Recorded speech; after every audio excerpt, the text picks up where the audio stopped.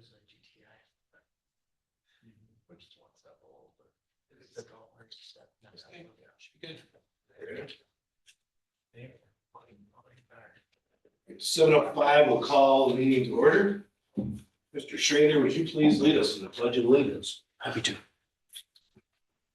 I pledge allegiance to the flag of the United States of America and to the republic for which it stands, one nation, under God, indivisible, with liberty and justice for all.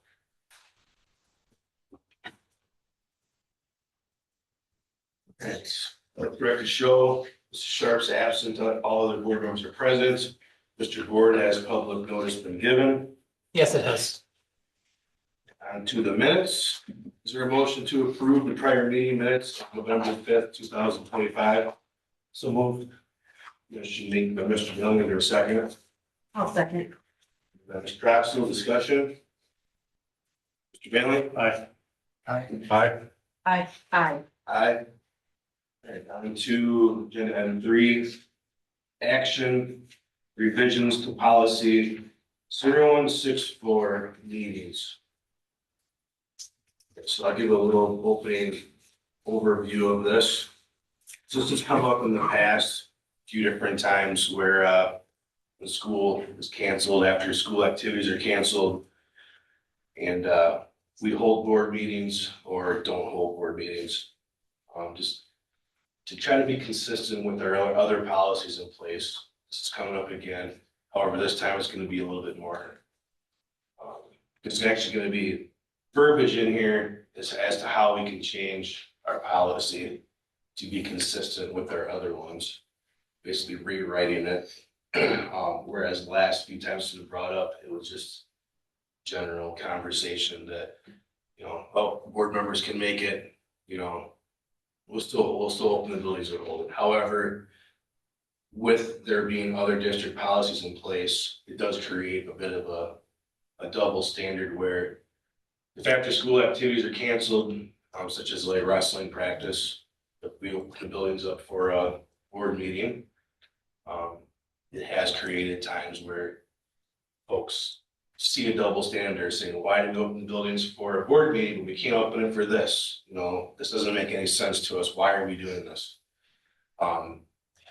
So, and two, there's agenda items where student council reports are on the same day where school's canceled, activities are canceled, the buildings are closed. However, we open up a building for a board meeting and then there's a student council report.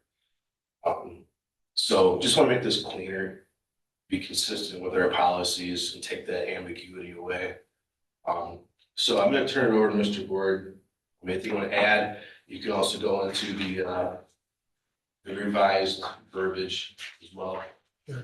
Yeah, no, I think you hit on that really well. I know that in the 4 years that I've been in this position, and I know even prior to that, it had gotten brought up numerous times, usually not from our staff, but from the public, right? Somebody who is renting or using our facilities, wrestling room, the gymnasium, whatever, because our policy has always been that if there's no school and they can't have practice, then those folks, it's also shut down for them.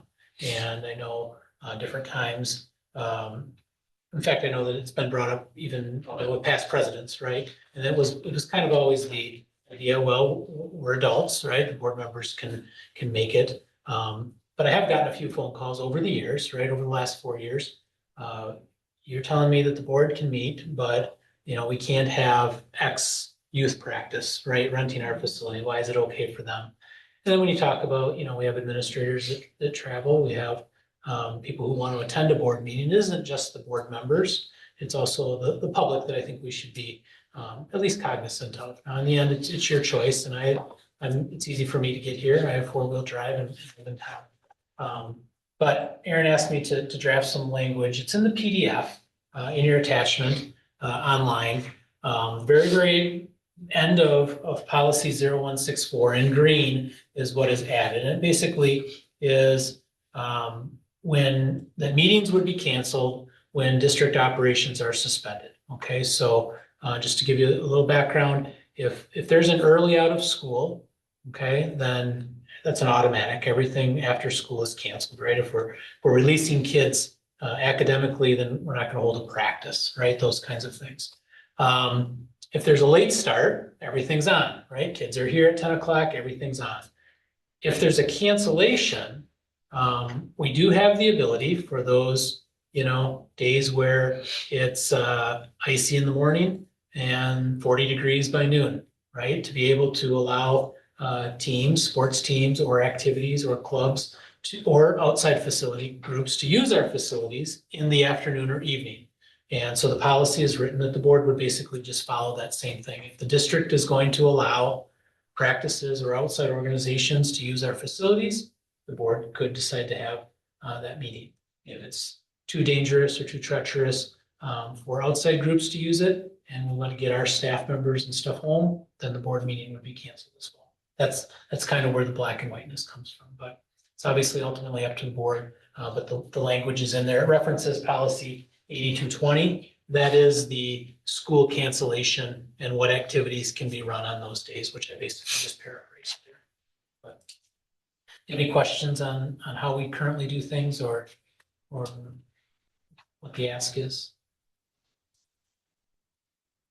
I guess in the event that the forecast is such that it looks like conditions will improve even after calling off school, and it is decided to open up the building to after school activities on whatever time. At what point do we have to announce a cancellation of our board meeting versus it still being on? Because obviously in the morning, we don't necessarily know. So because we have to give public notice that we're canceling a meeting, at what point?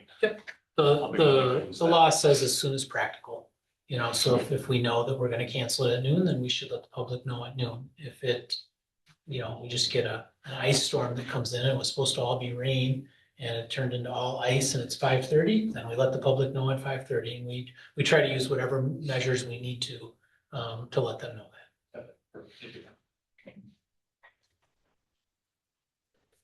Any other questions board members have?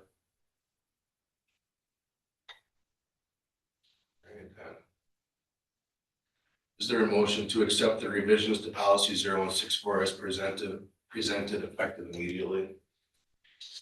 I think that motion. Motion made by Mr. Miller, is there a second? I'll second. Second by Mrs. Thompson, discussion? Mr. Miller? Aye. Aye.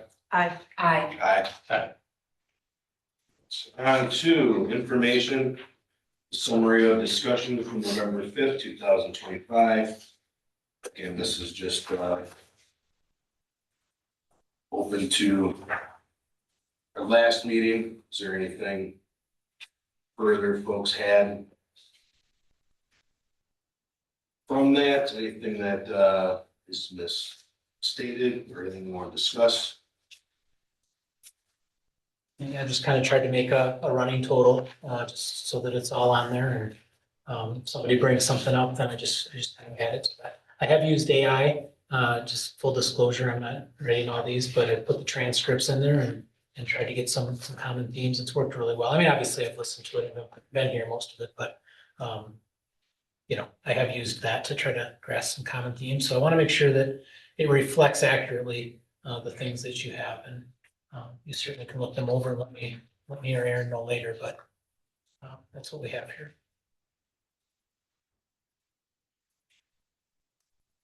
Check it from board members.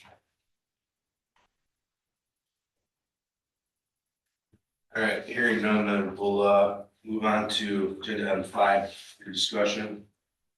General timeline and process of strategic planning and selection of steering committee. Do you want to introduce Mr. Schrader? You want me to, or how do you want to? I believe, were you going to share your PowerPoint now or later in this? You can. You can do an introduction too. Yeah. Steve, are you going to be able to bring it up? Working on it. Thank you. Thank you. All right, so let's do a round robin then. This is another kind of refresher for introductions from folks. Yeah, good evening, Steve Schrader, here representing the Donovan Group. Tiffany Thompson. Nice to see you again. Sheila Troxel, board member. Aaron Van. Brian Miller. Brady Dowden. Steve, we met, but Steve Board. Yeah, great. And in just a second, I will bring a presentation that Steve had, and I'll put it up on the screen. But at this time, I'll turn it over to you. Anything if you wanna Sounds great. chat to while Mr. Board's pulling it up. So this, and I'm about to run out of power unfortunately, but so. I'll see if I can get you some. Yeah, I have a power cord, I just don't know where to plug it into, so, but we'll figure that out. So this meeting, I think of this as more of a workshop meeting. So this, I hope that it's okay that this is just a little more informal. I have a PowerPoint that I created, but it's just to guide the conversation because I want us to be able to engage in discussion. We really have three goals for tonight. The first is for all of you to have a good understanding of what the next 5 to 6 months are going to look like in your school district as it relates to the development of the strategic framework.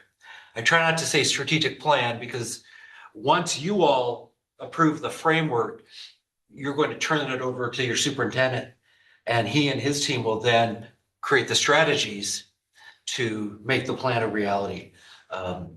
And we'll get into all of that and what that means. But it's essential that at the end of this meeting that you all have a general sense of what the next 5 to 6 months are going to look like. Because the reality is, this is going to be my first and fortunately for you, last meeting that you have to have with me until the steering committee makes its recommendation to you in, again, 5 to 6 months. I don't know exactly what that time frame will look like. But it's sort of we bookend this with the board, the first meeting. And then I'm going to have two asks of you, which we'll get to. And then I won't see most of you until the steering committee brings forward a recommendation to you.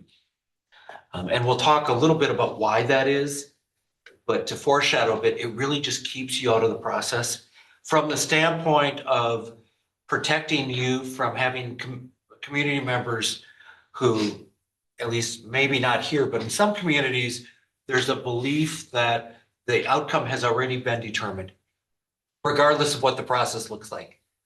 And I can promise you that that's not the case here. And for you as elected officials, I think it just helps with the credibility and the validity of the process to have the board play a role, obviously, because you're the final decision maker, but not actively engaged in the development of the recommendations. And again, I think it'll become clearer as we move through that. So that's goal one. You have a solid understanding of the process. Goal two is for you to create a charge for the steering committee.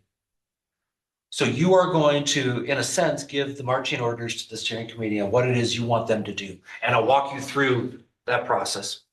The third is you will, hopefully by the end of tonight, select the steering committee, or at least select names to be asked. We know that not everybody's going to say yes, but that we'll have a solid list of community members that then you will go out and ask if they would be willing to serve on the steering committee. And again, as we talk through this, I think the pieces will start to fall into place. If they don't, please stop me. Again, I want this to be more of a conversation than just a monologue. That's just not particularly helpful. But does that sound fair? We'll try to cover those three topics in the next 2 hours or so.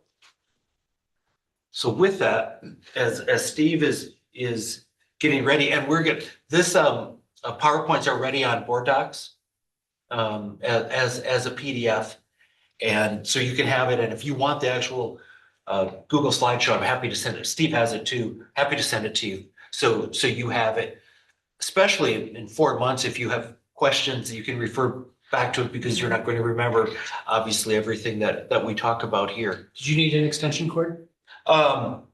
If I could, I apologize. Yeah. I thought that I had a fully charged computer. Oh, Just a reminder for folks to have your Mike, sound you're talking. Oh, I'm sorry. No, it's fine. And it's, I'm not calling you out. no, oh, It's just- you can. I've been reminding I folks apologize. about every meeting. Yeah. As their mics turned on. So Steve's going to have to advance the slides. But we'll, Go ahead. Hit the down arrow. if you don't mind, Brady. The other down there.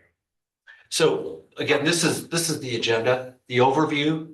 We'll develop the charge. You'll develop the charge. We'll map the community and then select some folks to nominate for the steering committee.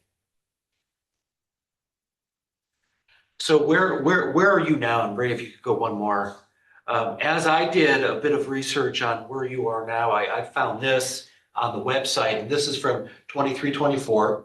And you may have more. I can't tell you did an exhaustive search of your website, but I did see this that had the 3 strategic priorities for the time. And I know that you also have some listed on the back front cover of the book. Yep.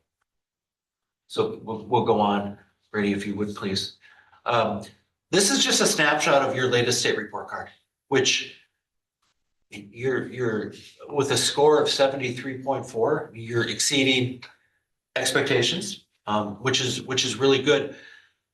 But a little bit about me, I put, I think this is a valuable tool, but I think it's only one piece of the puzzle as you're assessing the quality of your school district. And most of this, as you know, is based on standardized tests, and we can debate forever about the use of standardized tests, but the reality is you're doing pretty good as a school district. There are some areas, as I was looking at it, where whether the achievement, is maybe not necessarily where you want it to be, nor is the on track to graduation, but for growth, I think you were in like the 94th percentile for growth, which means that you're beating 94% of school districts, 425 other school districts in the state around your student growth, which again, we could talk again about proficiency versus growth, and this isn't the time to do that. But I think at the end of the day, you're doing pretty well, but there's always room for improvement. And I don't know an organization yet who says, we're good where we are. It's always looking to continually get better. And so that's what this slide is. We'll keep going, Brady, please. And part of what we want to do over the next 5 to 6 months is figure out what is it that your community wants from the school district. Because ultimately, they're the ones, this month in particular, that are writing the checks to fund this school district. And what this process hopefully is going to do, and I'm confident it's going to do, is provide you feedback directly from your community on what their goals and aspirations and wishes and dreams are for the Richland School District. And then you as elected officials can take that information. Hopefully you will approve, maybe with some modifications, the recommendations that are presented to you. And then your administrative team is going to come up with key performance indicators and then those metrics of success, and then develop strategies to meet your expectations, which are really your community's expectations. And that is really what the next couple of months are going to be all about. It's going to be, I'll get into more of the specifics. I love this cartoon, right? Numbers are going down. I don't get it. We had all those meetings. And we know that it's going to take more than meetings to get the school district to where you all want it to be, where your community wants it to be, and most importantly, what your children deserve in the school district. Even though, again, you're doing really well, there's always room for improvement. So we'll go on, Steve, sorry. So this is a slide that we just like to show because this is, I think, the natural chaos of organizations. And the reality is, if we're all an arrow here, each of us feels like we're pointed in the right direction. right? One of these arrows might be your elementary school principal. One of them might be your football coach. One of them is Sheila, and one is Brian, and one is Brady, and one is Tiffany, and one is Scott, right? One is Jill, one is Aaron, right? Everybody thinks that their arrow is pointed in the right direction. And this is what organizations look like. Organizations are messy. And what we want to try to do is help you get this school district pointed in the same direction. And I think we can do that based on, again, what your community wants and expects from the school district. We'll do one more. A couple more, I'm sorry. I didn't realize this. So this is where the strategy comes into place. But in order to create a strategy, we need to have an idea of what's the destination, where are we going? If we use a silly metaphor of a spring break trip, right? Okay, if we know we're going to Phoenix, we can figure out how we're going to get there. But what we need to do over the next couple of months is figure out is it Phoenix we want to go to? Or are we going to San Diego or fill in the blank? And then Steve and his team are going to create the strategies to meet, again, your expectations for what you expect from this school district. And this is where something has to happen. That's the belief in this community feedback. And we're going to be focused like a laser on getting that feedback for all of you, so there won't be any questions about what your community expects from you and expects in terms of results from the school district. I'm sorry about this. Thank you.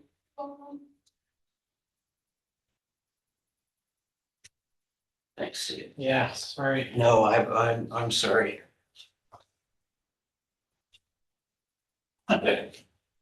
We're going with. Yeah, let's. I'll trade you though. No,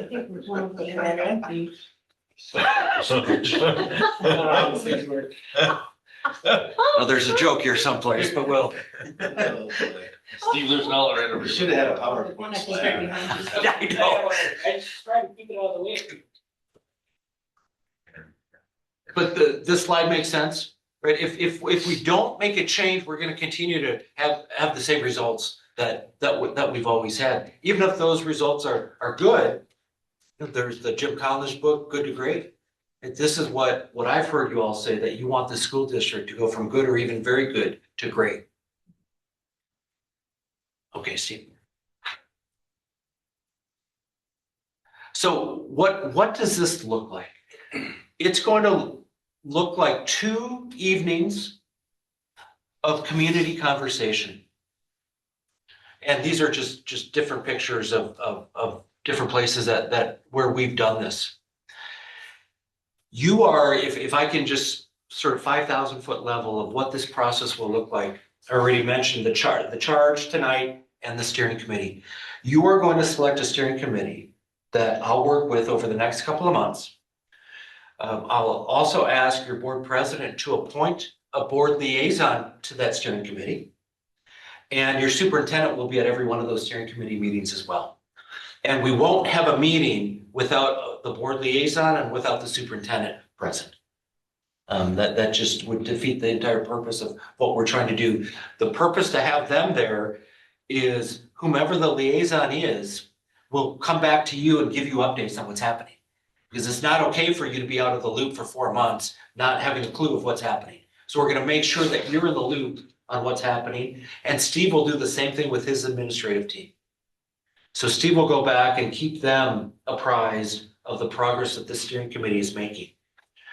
The steering committee is going to meet probably at least 3, more probable 4 times to plan this event for your community. And the event is going to be a 2-night event. Could be a Monday and a Tuesday, could be Monday, Wednesday, could be Thursday, Monday, but 2 nights fairly close together where we're going to invite community members to attend. And the reason we're going to spend so much time planning and marketing this event is, as you know, if we post something on Facebook, you're going to have about 3 people show up. Or maybe not in this community, but in most communities, you just don't get a lot of turnout. The steering committee is going to plan the event.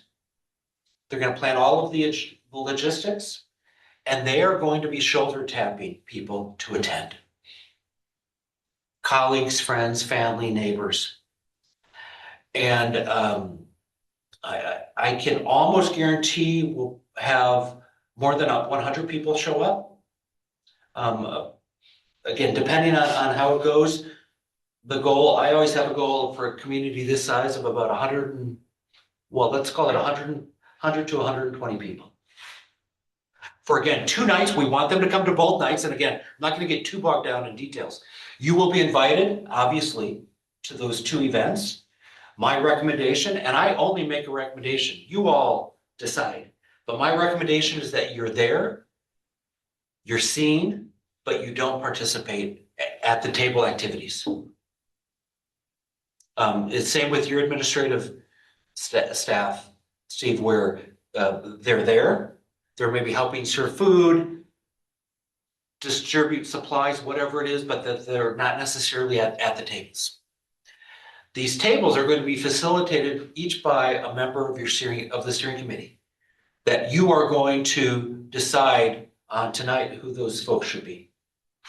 So zooming back out, but 4 meetings planning these 2 events, 2-night events. We're going to have these events. Then your steering committee is going to meet 3 to 4 times to take the data from these 2 evenings and start to bucket the data. And then what they'll end up doing is creating a strategic framework. And I have some examples, call it buckets, call it pillars, whatever you want to call them.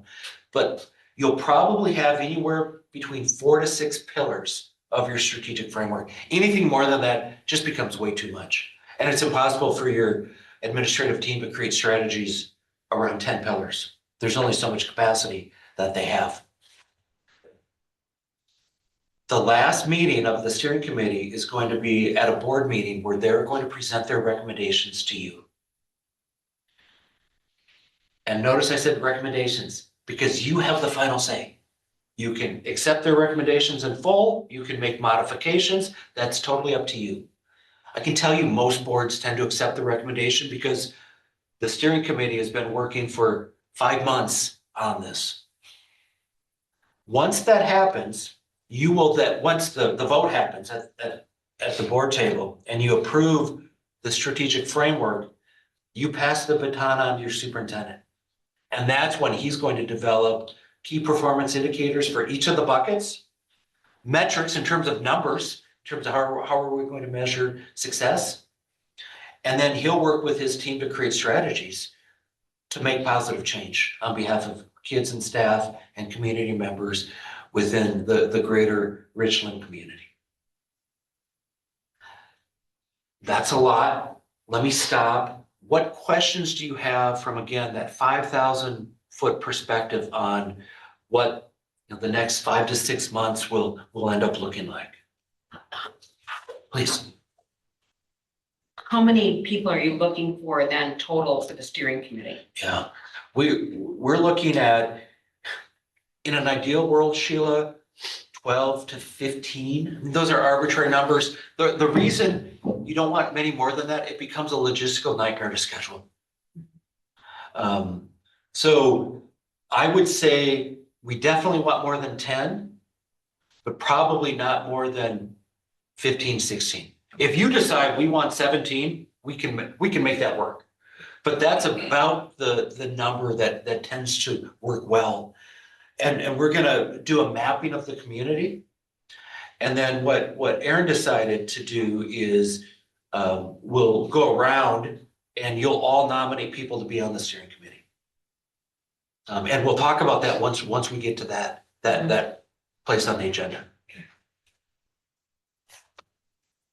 What other questions are coming up as we're talking about certainly the spring into even early summer? Yeah. I have a Right. question, just regarding, I have a couple people that I think would be very good on the committee, but what can I relate to them as far as their time involvement? Because these guys are business owners, very busy. Absolutely. In their own endeavors. Is this something that's feasible for them, time wise, Yeah. commitment wise? What I would say, Brad, is we're going to look at 2-hour meetings and we'll decide the time. Usually it's 6 to 8, but if we do a 7 to 9, it'll be up to the committee to figure out what makes the most sense. And I'm pretty much a stickler for, if we say it's going to be 6 to 8, it's going to be 6 to 8 because people have childcare and other obligations they need to take care of. So we'll try to start on time and end on time. So if we look at 4 meetings as we're planning this, that's about 8 hours. The 2 community sessions will be 2 hours each with a little bit of time for food. So let's just call it 3 hours. So that would be another 6 hours.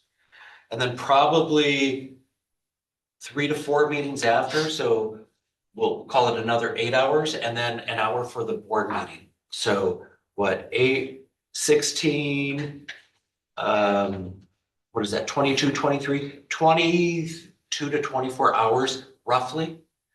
Now, if we can scale back either pre-community conversation or post, we'll do that. If the committee is able to sift through the data in 3 meetings, and we're not going to have a 4th meeting just to have it, obviously. Usually it takes about that amount of time to go through all the data. And one thing I didn't mention is after this event, I'll go through and do a thematic analysis. And I just need 10 to 14 days or so to be able to do that.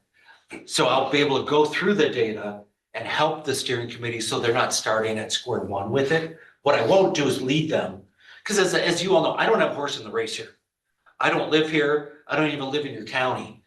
My sole job is to help facilitate a process that maximizes voices from your community. So does that help a bit? It does. Okay, great. It's about 22 to 24 hours over 5 to 6 months. Over 5 to 6 months. Yeah, exactly. And if they say, I'm not sure I can make every meeting, all we ask is you try. And if you think life happens and we understand that, I've yet to be part of a process where we've had perfect attendance at every one of the steering committee meetings. We understand that. And if something happens weather-wise, you were just talking about that, we can easily switch it to Zoom or Google Meet and meet virtually if we have to. But I want to reiterate to you that, and I've already asked Aaron to do this, whomever he decides, but that for him to appoint a board liaison and then for your superintendent. And I've had quite a few conversations with Aaron, with Steve, and with the 3 of us. But their main goal is to make sure that you're in the loop. There's nothing worse, and I think most of you know this, I served for 14 years on my school board. There's nothing worse than going to the grocery store and somebody mentioning something to you and you know nothing about it. And so that's what we're going to make sure that doesn't happen. So what happens with the steering committee, you're up to date. We are going to produce notes after every steering committee meeting that you also get a copy of. So there are going to be no surprises. Sometimes board members feel like, well, if I'm not there, how do I know what's happening? We are going to make a concentrated effort for you all to have a solid understanding of what happens at every meeting. But again, it does behoove you for not being at those meetings and allowing the steering committee made up of community members to sort of take the bull by the horn, if you will, and plan the event and then sift through the data to come up with some recommendations for you. Anything else? And if you do, please ask anytime. So again, this is up in Royal. I mean, the room was full. We had Royal's Elroy and Kendall joint school district, and they had 120 people show up. And we did this in the fall, and it's not just because of this process, but they ended up passing their operating referendum by like 10 votes. And the superintendent thought part of it was bringing people together, especially people who maybe haven't had the world's greatest experience here. And that's part of it. We need to hear that too. We don't want to just hear about everything that's going well here. We need to hear about the issues that students, parents, community members have with the school district. We'll keep going, Steve. This is just a bubble showing you what this is going to look like. And we'll go one more, Steve. So this community conversation, that's what we're going to be doing over the next 6 months. And you can see then the strategic plan, then the quality processes and the deployment of those strategies that really will be in Steve's wheelhouse, and then ultimately results.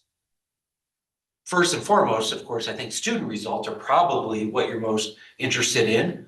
But depending on what your community says, maybe there's something that comes up about community engagement with the school district or communication from the school district. Again, I have no idea because we don't have the data yet, but we'll figure that out once we get the data and the steering committee is able to play around with it a little bit. But that's what we're going to be doing. I have some examples. Go ahead, Steve. I'm sorry. Just some examples of like, what does this look like? What does this final product look like? I'm going to recommend to Steve, and we've already talked about it, where you'll have a website on your district, on your school district that is very transparent. It has minutes from meetings. It will have the documents with every single comment that people make in those 2-day events. We're going to put that on your website. We're going to have pictures. So this is as transparent as can be. So what did the steering committee do up in Tomahawk? They came up with 5 pillars of their plan. And I won't read this to you. You can look at it as you go. They also created a new vision and mission statement for the district. We'll go on, Steve. Did they do this on the back end? On the after the 2-day community event, they created these pillars, and then we will either Steve or I have somebody I work with at the Donovan group will create a visual. I'll tell you, we did. There's a student.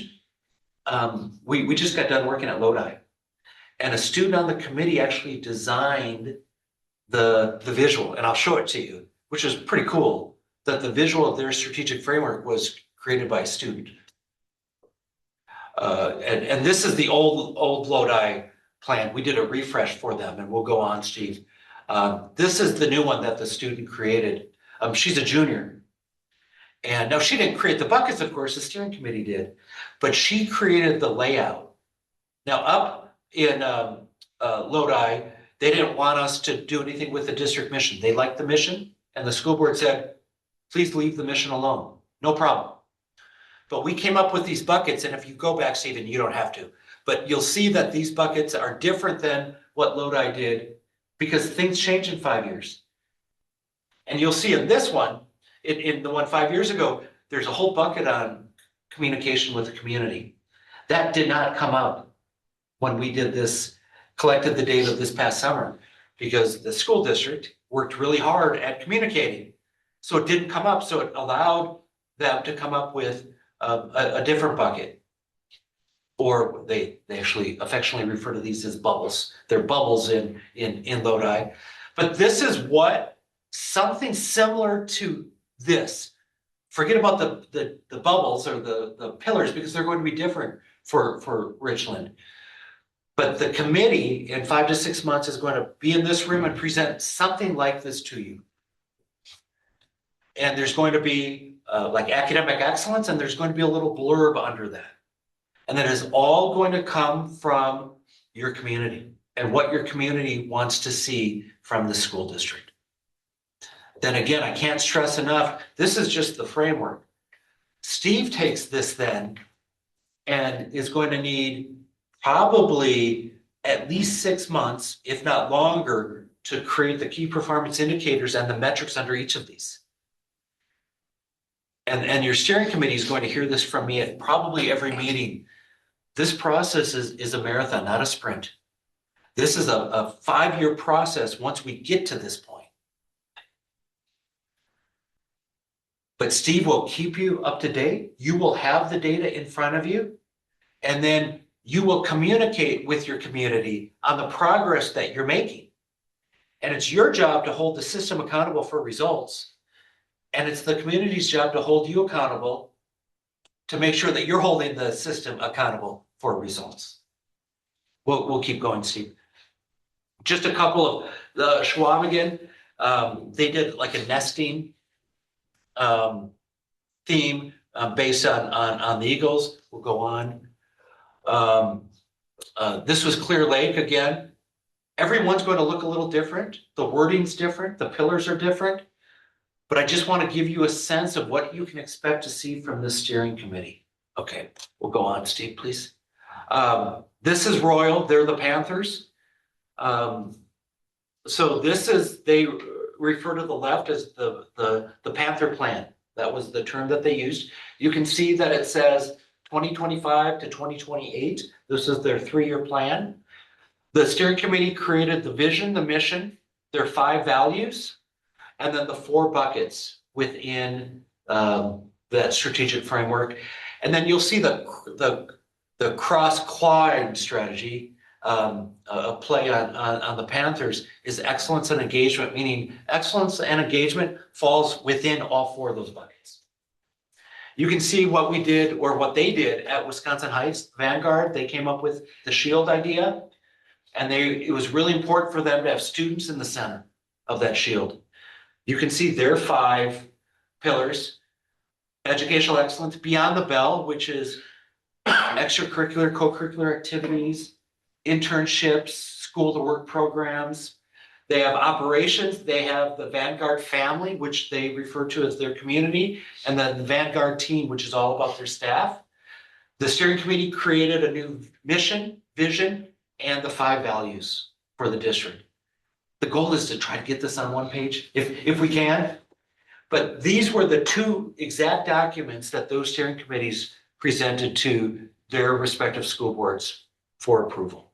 Again, steering committee recommends, you have the final say on what this document looks like. We'll go on, Steve. So where do we start? You're going to create a charge for the steering committee. And my commitment to you is at the start of every steering committee, we're going to review that charge. So the steering committee knows exactly what you, the Board of Education, have asked them to do. And I'll help you with that, and we'll do that in just a minute. We're then going to map your community. And then you're going to pick folks that you nominate to serve on the steering committee. And again, we'll walk through that process. It's important for the board and the superintendent to ensure that there are resources for the event. It's typical that we'll have some sort of dinner beforehand, nothing major, pizza, sandwiches, something. Often we can get that donated. And again, this is work that the steering committee will do. And it is important for you. I know you know this because you've asked for this process to happen, but this is going to create change in your school district. And we believe it's going to create positive change. But your school district will not be status quo after this process, because you are going to have a whole lot of community members give their opinion on what they want for the future of the school district. And then it's going to be incumbent upon this board and your administrative team and staff to deliver on behalf of the community, but most importantly, deliver on behalf of the kiddos that you have the privilege of serving. Again, we talked about the event, that 2-night event. We're going to ensure that we have the community in the room, and the mapping exercise of the community that you're all going to do. We're going to do that for the first meeting with the steering committee. For example, you want to make sure that you have as diversified of your population at these meetings. If you have a disproportionate number of senior citizens at the meeting, that's going to skew some of the results. We want senior citizens there, of course, but we also want business people there. We want parents of children in your school district. We maybe want parents who decide to open a roll out of the school district.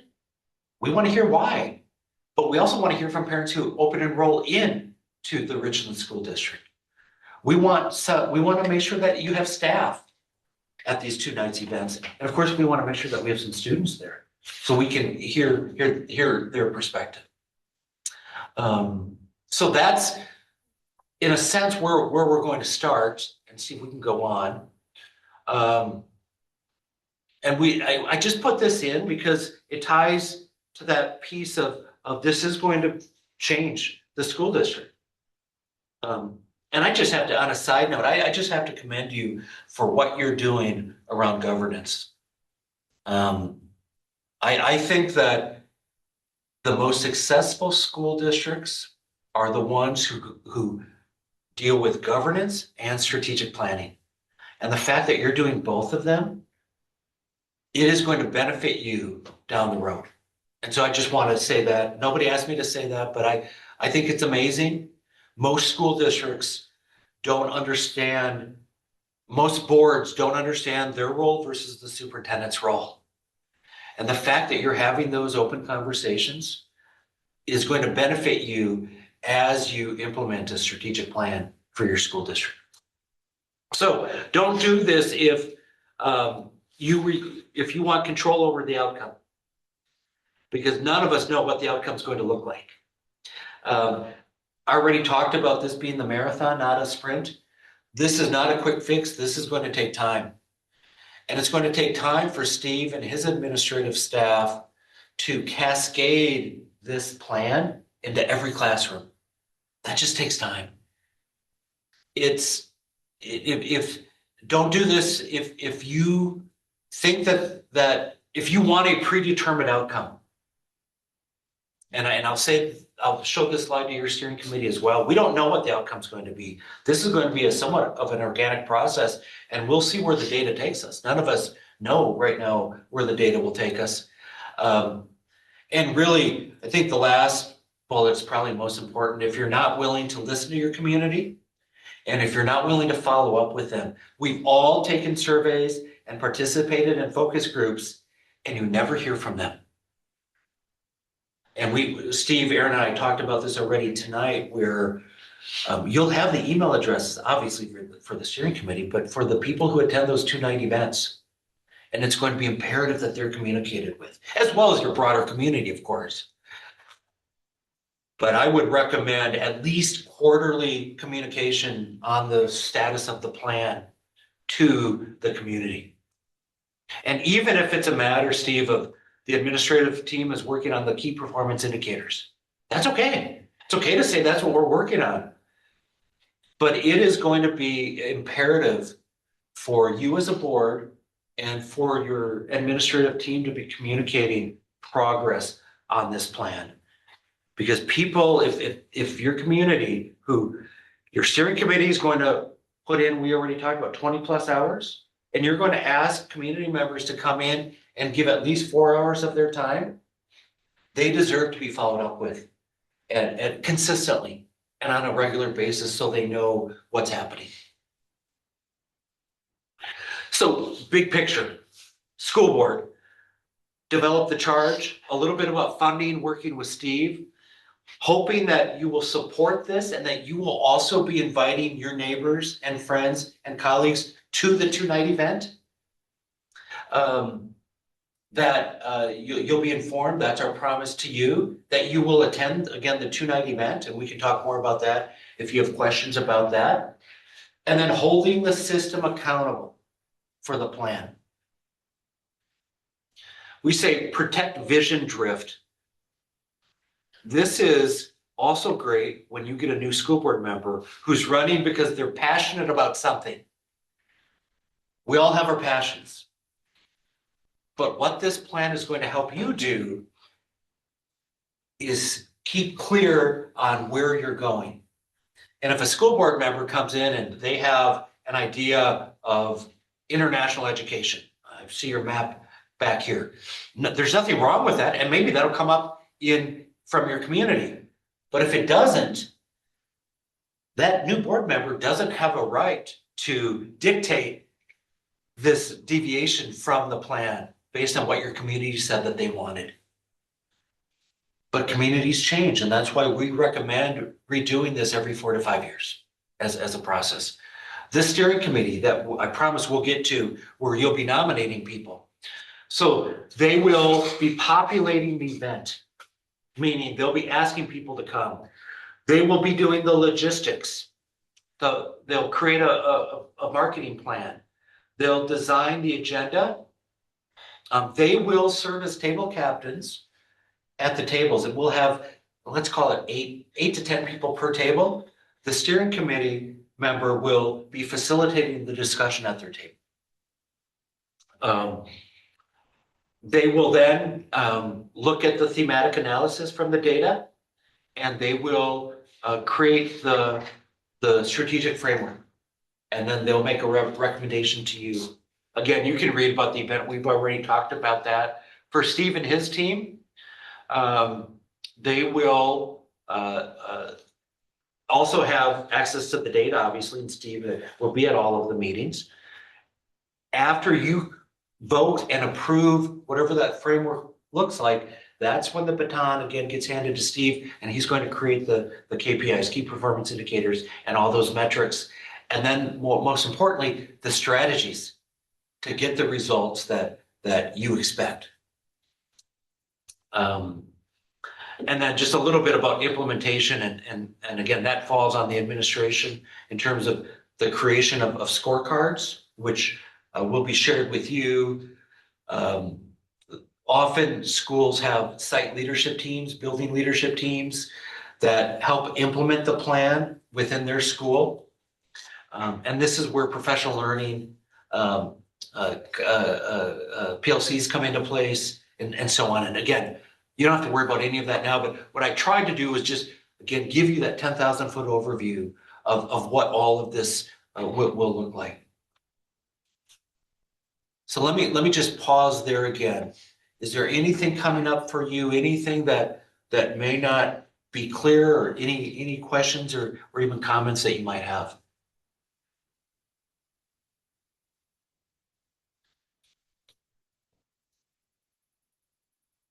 Does this sound okay in terms of what you were hoping for and maybe expecting? We'll go on, Steve, if we could, please. We don't need to go through this. Again, you'll have the PowerPoint. Well, I will go through this with your steering committee at our first meeting. Again, so they know what it is that their responsibilities are. We want this steering committee to be that microcosm of the community. You've got excellent staff in the school district, but you don't want 8 of the 14 steering committee members to be staff members. I mean, that's going to skew, and that just doesn't make sense. So that's where the mapping of the community exercise that we'll do in a little bit is really important, for you to be thinking about the different segments of the community, and for you to be thinking about the various municipalities. I think, did you say 14 municipalities, Steve? 15, right? It might behoove you not to have all steering committee members from one municipality, for example. We'll get to that in a bit. But I'll go through this with the steering committee, but I wanted you to see what I'll be sharing with them. And the first meeting with the steering committee is going to be a lot of what you're hearing right now. They won't obviously develop the charge. They'll see the charge that you've given them. We'll go on, Steve, please. So if you don't have any questions, if it's agreeable to you, we can move into the stage of creating the charge for the steering committee. So this is in your words, and feel free to use AI if you so choose, on what it is that you want the steering committee to do beyond plan the events, create a framework. That has to be in it. But I talked with Aaron and Steve earlier about, there are some boards who want the steering committee to come back with not only the strategic framework, but a draft of a new mission, vision, value statements.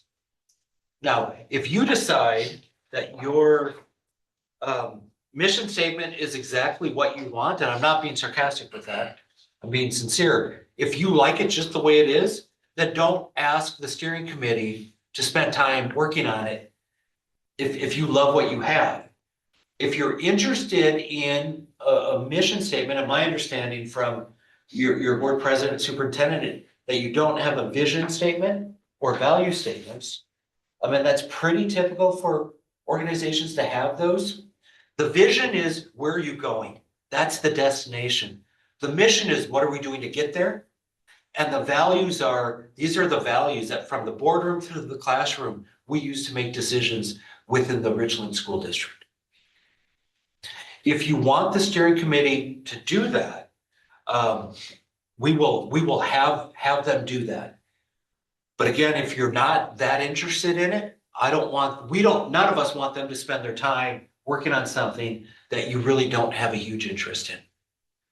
And you don't have to decide now, but as we're writing this charge, if you want them to not only plan the two-night event, and which is all about community engagement, community outreach, and community voice. If you want them to bring forward in 4, 5, 6 months that vision, mission, value statements, then we just simply add that to the charge. And then at the end of this meeting, you're going to be asked to vote on 2 things: the charge and the steering committee member recommendations, the nominees for that steering committee, knowing that not everybody's going to say yes. Some inevitably will say no. Does that make sense? So can we, and usually there's somebody who is sort of likes to write, they're a word person. And Steve, I sent you just a template in your email of a Google Doc it's just a plain Google Doc, and it says Richland School District charge the steering committee from BOE. And so this is just a matter of, you could use bullet points. You can have a paragraph, or we're not writing a whole page here. This is like a paragraph or a couple of bullet points. So the steering committee knows exactly what what sandbox you're giving them to play in. And if I'll give you a quick example. I mentioned this to Aaron and Steve, so forgive me for mentioning this. I'm working with a school district, and there's a community member who said that they wanted, as part of the steering committee work, they wanted to have conversations with a neighboring school district to see if they could consolidate school districts. And I saw the panic in the eyes of the superintendent. And I said, that may be the world's greatest idea, but that's not the scope that your board gave you. Your board was very intentional about what they asked you to do. And I just have to tell you that that's stepping outside of the charge of what your school board asked you to do. It's a pretty dramatic example of why this charge is really important, though, because it really does give the scope to the work of your steering committee. So they have a sense of what it is that you ask them to do. And by omission, by not putting it in this charge, what you've not asked them to do. So with that, I want this has to be in your language. But if we want to, sometimes it's helpful to just take a minute or two just for on your own, if you want to do that, or if you want to just, if people have ideas, we can start capturing them. How do you want this process to work?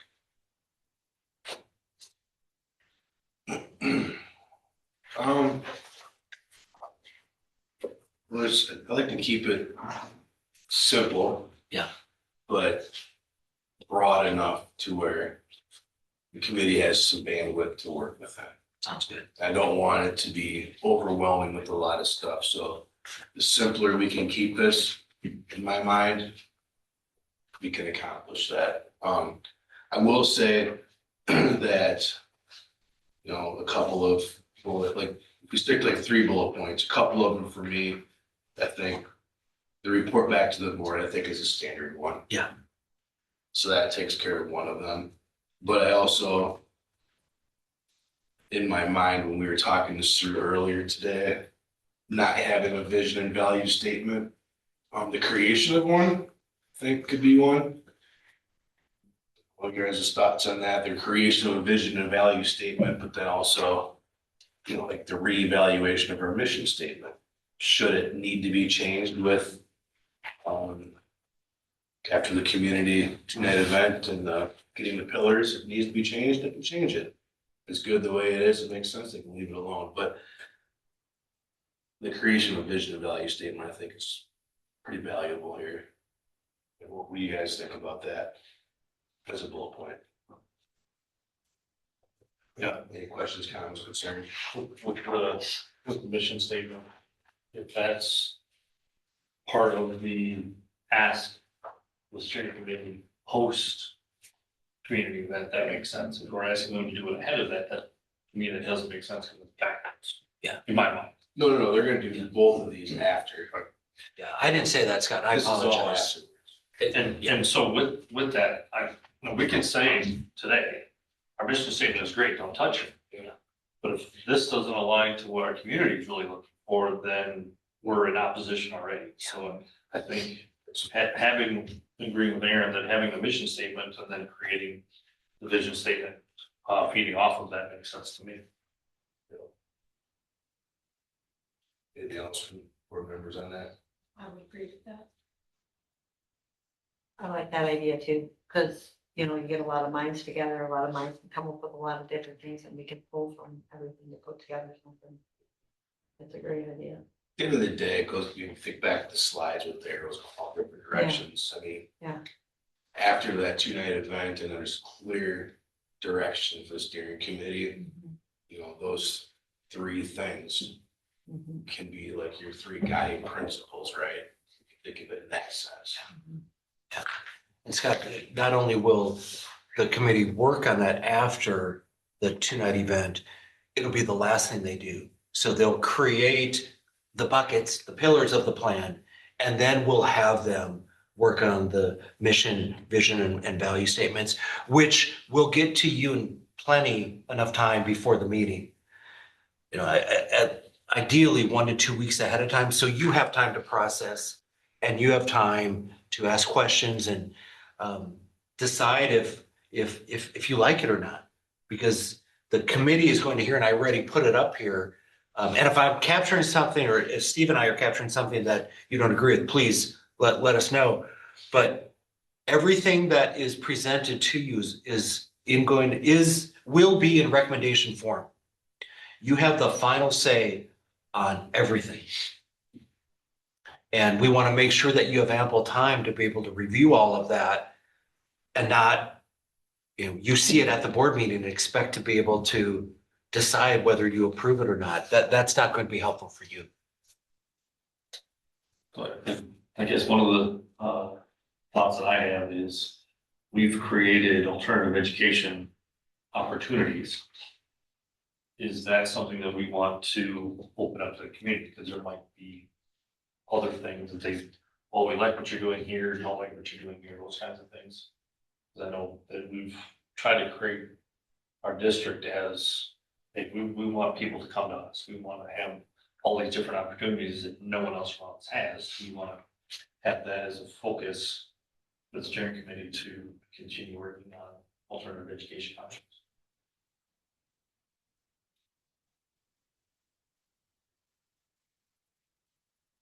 That's a good question. I guess from my point of view, it's like, for me, it's to have community input and to have a say in what they hold, what they value, and what I may value may not be what others value. So I'd like to have some insight into what the community as a whole feels that we should be moving towards. And so I guess that's where, like, developing a mission statement before we start doesn't make a lot of sense to me, because first you have to establish what the values are that are held strongly by the community as a whole. And then once those values are established, then you can develop a mission statement around those values. So Do we want that to be part of their scope of work? Because like Steve mentioned, the well- international program. Well, if we say, no, we don't want to touch that. Like, Yeah. I think like for like a third bullet point, you want to keep it like collaboration, inclusiveness, student success, career readiness, communication, like, those are the types of things that I'm assuming would go into something like the charge statement, correct? Not exactly like, I want you to be focused on a specific discipline within the education here. It's keeping it broader with like those buzzwords to Yeah. give them the bandwidth, but then use the community input to see what's important to them based on that stuff, correct? Yeah, I would, yes. Keep it more general and And broad. I think if I were doing this, it would be something along the lines of asking the steering committee to engage as extensively as possible with as many people as possible to gather their feedback to help chart the future of this school district. Now, you'll be much more articulate than I just was. But Scott, I totally hear what you're saying, and that may come up. It's very possible that there's a bucket that's alternative education. That's not unreasonable to think that there would be a whole bucket on that. What I would do, and what I would recommend to the steering committee is, okay, that bucket, that came up a lot. We need to talk about that. But then that gets handed over to the superintendent from the standpoint of what does that look like? And then I would counsel Steve, you have 100+ names of people. This might be a good area to do a couple of focus groups on, related just on alternative education. Maybe, and I'm making this up, Scott, and this is down the road, but I could see Steve creating a small task force of some business leaders, some students, some parents. I think we're, he's talking more the charge statement, not. No, I know. After down But the I'm road. saying that I could see, I'm just foreshadowing after this, bringing it back to what Scott was saying, what that could look like down the road. But I think for this charge, it really is, what is it you want this community to do, or this committee to do? And I think it's probably to engage, to plan this 2-night event and have as many people there from various segments of your population to gather as much feedback as possible. To me, that's in a nutshell what you probably want this steering committee to do. But then going back to your example, there has to be some sort of guardrail put in place where they can't be so open-ended that they can be anything. Correct? Or am I missing something? No, I think it's predicated on the fact that it's planning a 2-night community conversation events. And that's what we want, what you want them to do. And we could, we're not going to go back because we're in this document, but this is where the marketing of the event, getting as many people in the room as possible, so you receive as much feedback as you possibly can. So in your consolidated district example, that's not something the steering committee would tackle. They're focused on getting input, but it is something that might come up in the 2-day event. Yeah, and great points. If we didn't do those community events yet, that may come up. And if it comes up, then we have to talk about it. It could also be maybe embedded in like the financial or operational bucket. And the board says to the superintendent, hey, we'd like you to engage with this other school district. But the point is, it was really outside the scope of this work of what the steering committee was doing. It just didn't fit with trying to gather community input for the future direction of the school district. I think that those would probably be the guardrails if you're telling this group, get as many people together from as many different backgrounds to get as much input as possible in these 2-night events. And when they start talking about this or that, that's where Steve would be able to rein them in, because those are the guardrails. Then they would come up with this 2-night event would come up with these 5, like these different things that you rattled off. Just the way I heard it earlier was different. That the board gave the guardrails of the charge statement. But if that's not the case, then Well, I think it can be both, Aaron. in terms of what it is that we're articulating. And remember that you're going to have a board liaison, the superintendent's going to be there, and I'll be there as well. So we've got a pretty good sense of where it's going. But I think my guess is you want this committee to make their decisions based on the community data that's collected. It's very easy to see data and not agree with it and then still push my point. But let's say I'm a community member and I say, I'm the only person who's talking about school lunches, but I'm also on the steering committee. It's like, no, we need to do better with school lunches. Like, I appreciate your viewpoint, but you're the only person who said that. And so I think you probably want something where this committee is focused on the data that's collected and making the data informed decisions based on what comes out of those 2-night events. Yeah, that's where my mind was going, was data-driven decisions, collaboration. Yeah. Engagement, communication, honesty, all those buzzwords would be Yeah. somehow put into this last bullet point in our charge statement. Like, that's where my mind goes. Aaron, repeat. I got the Data-driven data-driven. decisions, communication, engagement. Yep. Honesty. Building trust.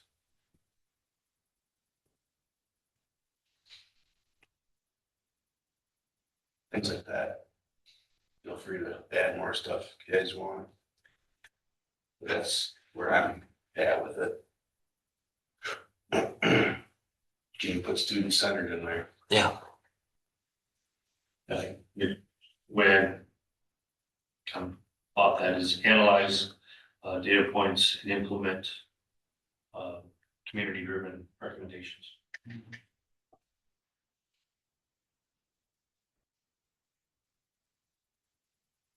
Scott, could I have you repeat that? I apologize. Analyze the data and implement community-driven recommendations.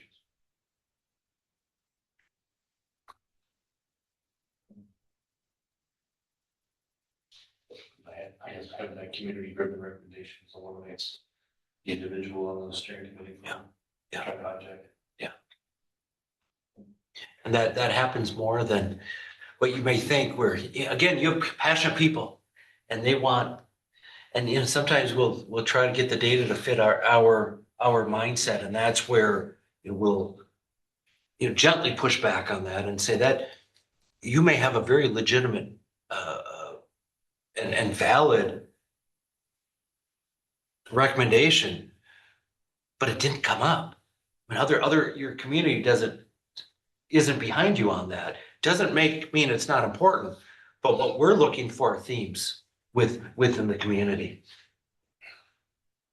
So I guess Steve, just to Yeah. add to that is Please. the plan and execute the 2-day event. Not on there yet. So should I analyze data?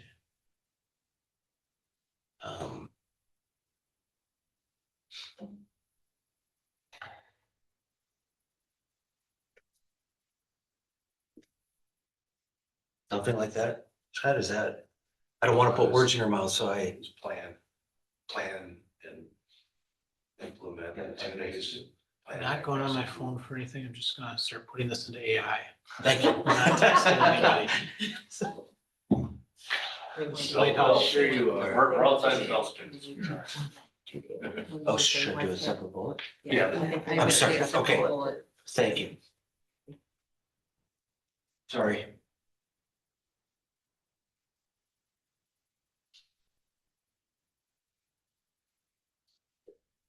Is that Plan and execute. plan next year? Okay. Board members good with this, or is there some stuff that you want to add? Well, and then we had talked about it, it's just not up there yet, is engaging in as many people from as broad of the community as possible. Diverse backgrounds. the diversity part is, of viewpoint, diversity viewpoint is important, because otherwise, I think, recognizing the diversity of viewpoints, it might not be, what we expect, some of these outcomes, or arguments. But I think that's important, because otherwise it just becomes an echo chamber. And if we're trying to steer something to get an outcome that we want, that's not, exactly what I would be hoping for. I guess I'm looking for some counter arguments to things. So just to bounce off, get, different viewpoints. Yeah. So it doesn't become an echo chamber. I'm trying to avoid or eliminate the assumptions that, oh, this group of people thinks this way. So we tend to talk about it with referendum, that people that don't have kids in school are gonna vote against it. Well, that's an assumption that I don't think we can make, because with our last referendum, I know a lot of people that don't have any kids in it that supported it, because they understood what we're trying to accomplish, and they see the future and what needs to happen to make sure these kids get a good education and are there to support community moving forward. Brian, I want to make sure that I didn't necessarily capture. Oh, it's not, Yeah. I just. Okay, okay. This is what AI says based on this right now. So, and we can type this if this is something. So 3 bullet points. Develop draft mission, vision, and value statements grounded in student-centered, data-informed, and community-driven principles. You need me to repeat that? Okay. Plan and facilitate inclusive community engagement opportunities, including 2 days of structured community conversations to gather broad and diverse input. And then the third one, analyze feedback and data and report recommendations to the Board of Education for consideration and final decision-making. AI did a nice job. We got our 3 bullet As points. usual. That's Let me, perfect. That has all 6 of those lines. I like that. Yeah, they're hired. let me type it just so you can. Thanks, read it Steve. here. So as Steve is doing that, is it okay if we start talking about the next piece? Because we're going to come back before the end of the meeting and you'll vote on this charge. It's just helpful for the steering committee to know that not only did you talk about it and develop it, but by official vote, this is what the charge is. So as Steve is typing that, the next piece of action that we want you to take part in is really twofold. One is what I refer to as mapping of the community. And by that, it's simply, what are the demographics? Who are the people that make up the Richland School District? And we have an Excel sheet that we're gonna populate, so you'll be able to see it. But it'll be like, some of them will be easy. Businesses, staff, students, parents of children in the school district, senior citizens, and so on. And then we'll get even maybe more granular with that. And as we have those headings, and I know that Aaron asked you to come with names, which is awesome. We want to have as many names in the different categories as possible, because that is going to diversify the steering committee, where we don't have, this wouldn't happen, but you don't have all parents of kids who are in the school district. The reality is 70% of your residents don't have kids in your school district. We need to make sure that those 70% are represented on the steering committee. And we're not going to have every segment represented, but a school district that has 15 municipalities, again, are there names that you're going to be recommending who fit into parent, staff member, and they live in one of the other They don't live in Richland Center. They live in one of the other municipalities, right? So in other words, how many birds can we get with one stone? And those are the types of people that you want on your steering committee. You also want to make sure that your steering committee is people who are well respected in your community. These are people who many of you probably know the same people that when they speak, people listen. Meaning when they go to church, for example, and say, "Hey, I really want you to come to these 2-day events," people listen. So whomever they are, I'll give you some examples. I promise I'm not trying to lead you in any way, but in some school districts, they've had like the mayor, or they've had their village president. They've had a pastor or a member of the clergy. One school district, and I mentioned this to Steve and Aaron, they had a former high school. He was the high school principal for 35 years, retired, still lived in the community, and like everybody loved him.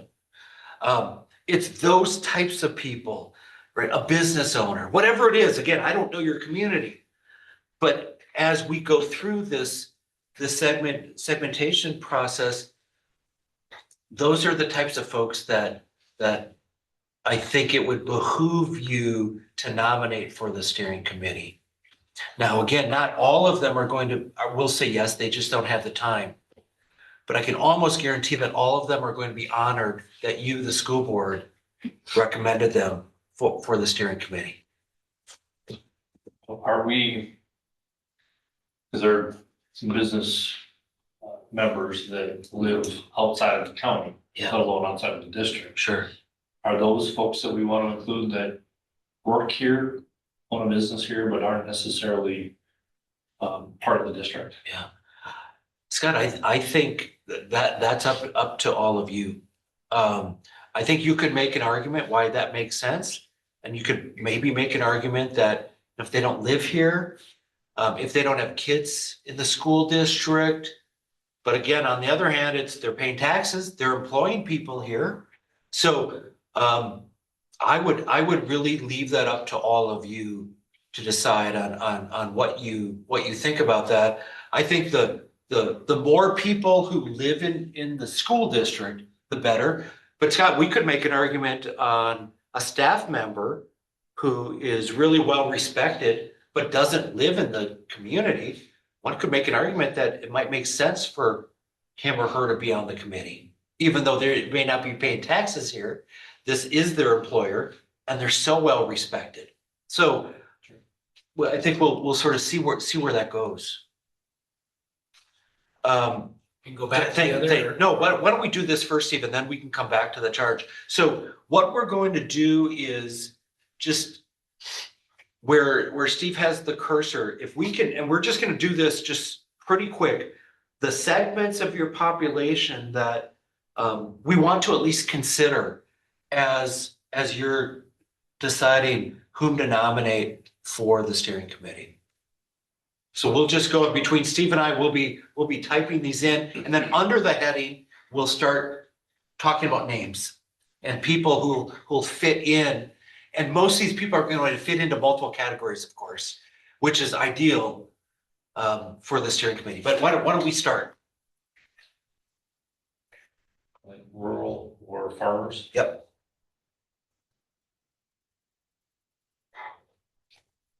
We're gonna go across the top?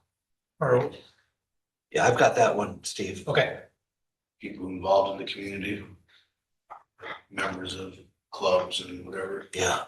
So can I just call that clubs? Sure. Because I think that's like, are you thinking, Aaron, like the service clubs? Yeah, like Kiwanis, Yeah. Lions, or Knights of Columbus. Yeah, absolutely. Club, but people who are involved, actively involved in things. Absolutely. So service clubs, okay? Yep. Like business owners.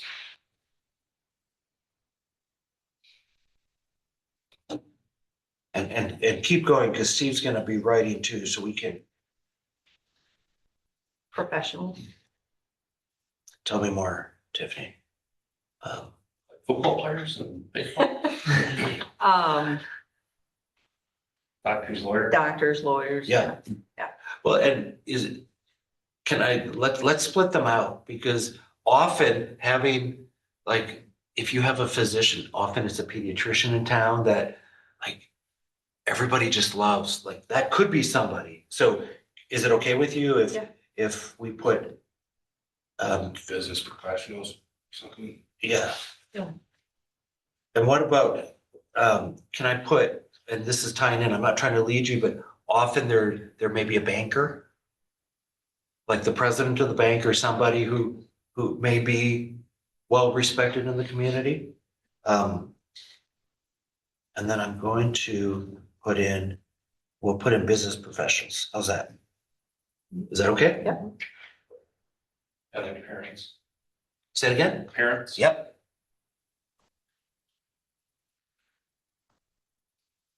You just your traditional blue collar workers too. Yeah. There's a lot of them around here. Yeah. Make up So thinking more about, demographically than business professionals, yeah, business owners. yeah, There's entrepreneurs around too. yeah. See if you put an entrepreneur, because I'm not sure I can spell it. So Business owner. yeah, exactly. But I like, is it insulting to anybody if I put in blue collar? Is that, and No, I want to know if it's insulting to say different.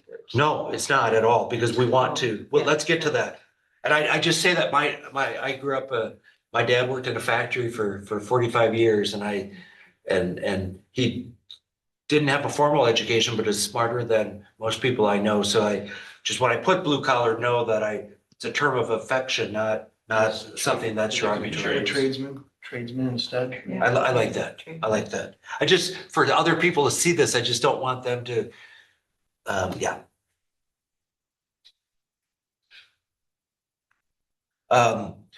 And then Steve, I'm just gonna go down under A in like line 10, Sure. where we'll start. Tiffany brought up like some of your different ethnic populations. I know you have, when I looked at your state report card, I think I saw, Steve, something 5 or 6% non-English, That's correct. something like that. So not a huge percent, but you have kids from different backgrounds. And is it okay, ethnic groups, as we're thinking about? And again, you could have a parent who, is Hispanic, who owns a business. They would check 3 boxes there. What else? I guess traditionally it's senior citizens that don't have kids Yeah. at home, Yeah. but I don't know that I necessarily want to limit it to just seniors with the homes without kids. Yeah. Something like that, because you could have some families that are just, they don't have kids at all. Yeah. And they're 30 years old. Yeah, that's right. And Scott, I mentioned this earlier to Steve and Aaron, that the one school district I'm working with now, they specifically wanted somebody who was not a senior, who did not have kids, exactly what you're talking about, because it's a different perspective. Many seniors have kids who went, not all, but many do. They wanted a young professional who did not have children in the school district. So, and I'm just putting that as no children. But seniors, I think they're a major piece of your community, and they vote. So what other groups? You want to have students. Yep.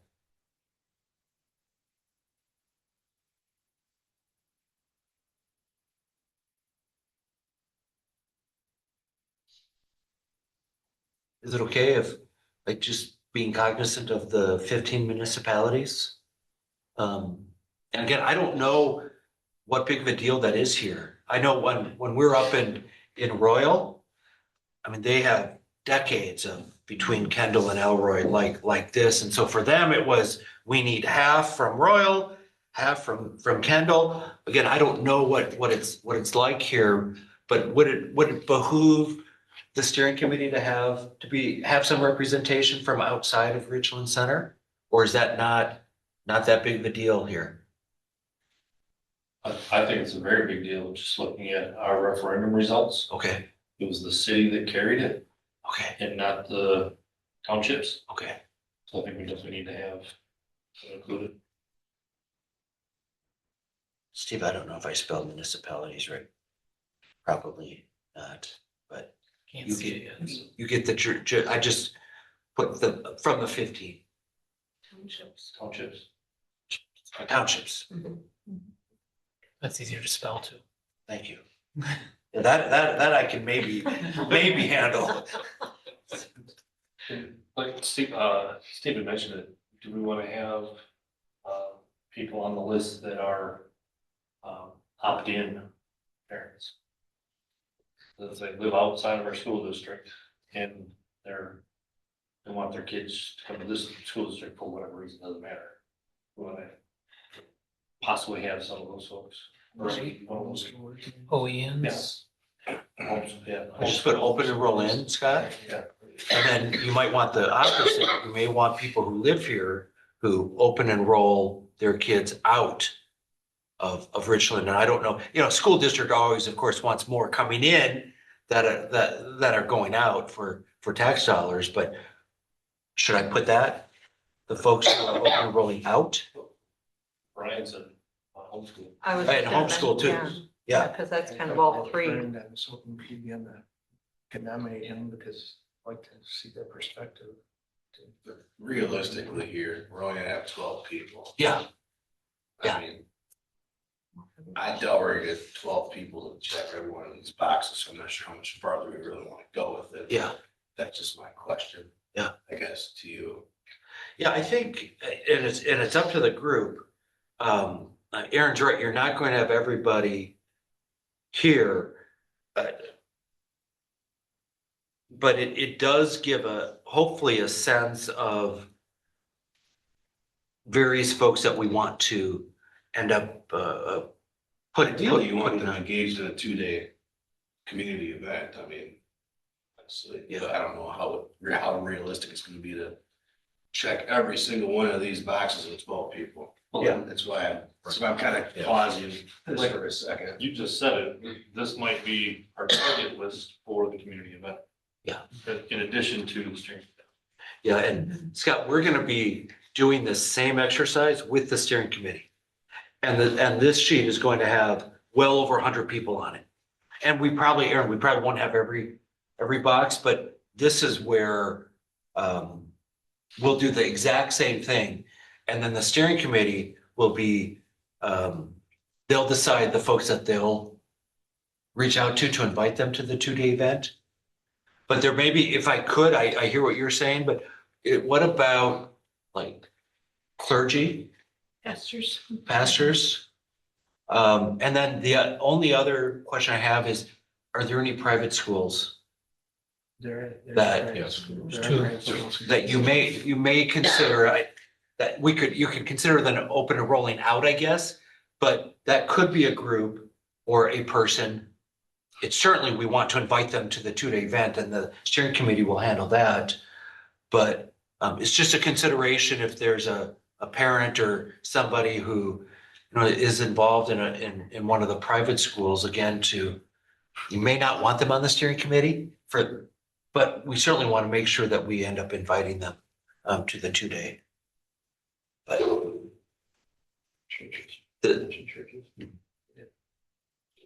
does this feel pretty good? Are there any, and last, I promise I'll move on here, because I can see it in your eyes, you want me to move on desperately. Well, we could be here all night making this list. Yeah. That's why I paused. Yeah, no, I get it. Are there any, like when we were in Wisconsin Heights, there's an artsy community there, being close to Spring Green. Is there any type of community like that we may want to tap into? Some communities up north where they usually get more snow, like the snowmobile clubs are like huge. I'm using that as an example. Are there any groups like that may be unique to this area that we would want to tap into?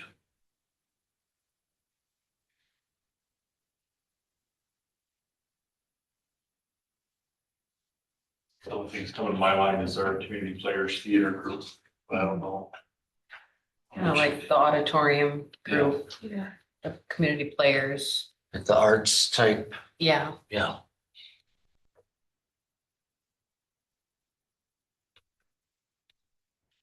It's just sometimes there are groups like that that are, they're big players in a community. And again, I have no idea if they are, but we'll put them on and let's now pivot, and we can always add more.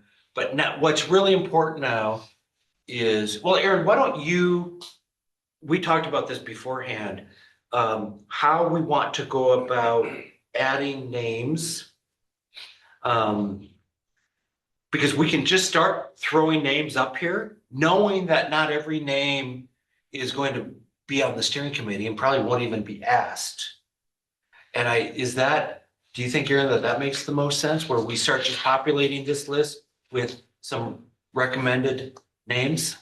Yeah, I mean, that's really the next step. Yeah. I'm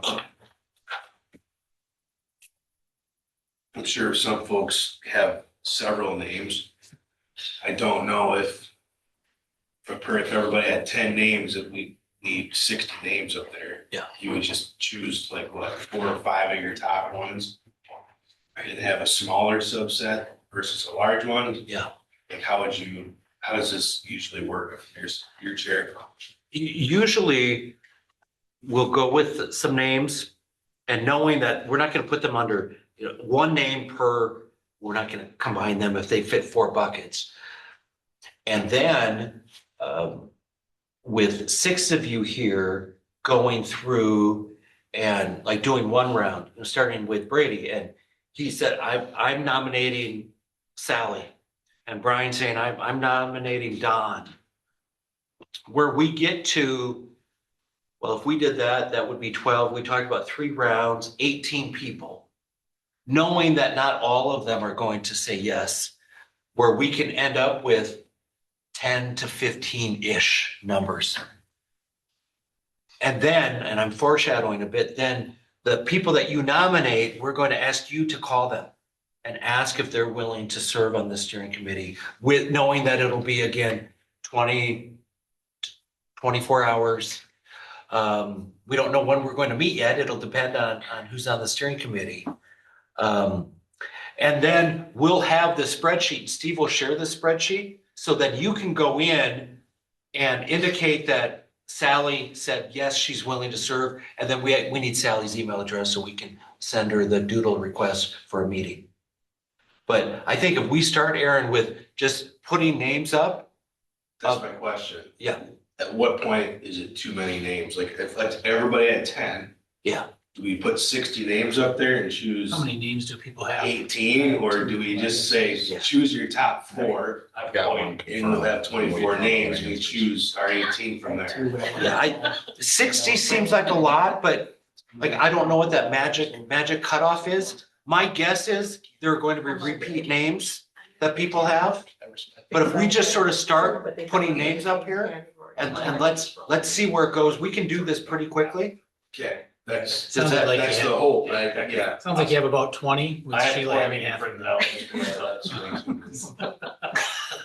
Well, just think about the different groups and I would guess that some of these are. Yeah, I mean, I think, once we get to 40 names, if you want to self-select out and say, I think just by a glance, we've got some really good names up here, we're good. So I think if you sort of in your mind, if you prioritize 4 or 5 of them, and we can sort of start there. Does that sound okay? That's what I was asking. So Yeah. I think I'm just gonna do 5 off my list just to get us started.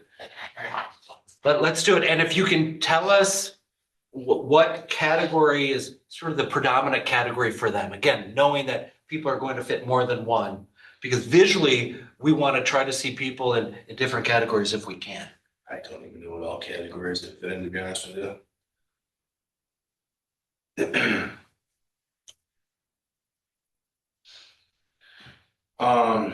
Yeah, so I have John Poole. And where would you like John? What do you think? Senior, no children. Senior? Is that, Children, yeah. He's retired business professional, if you want to call it that, the campus. Yeah. Is that Poole? P-O-O-L-E. So at least again, he's just in a category knowing he's going to fit in many, Yeah. okay?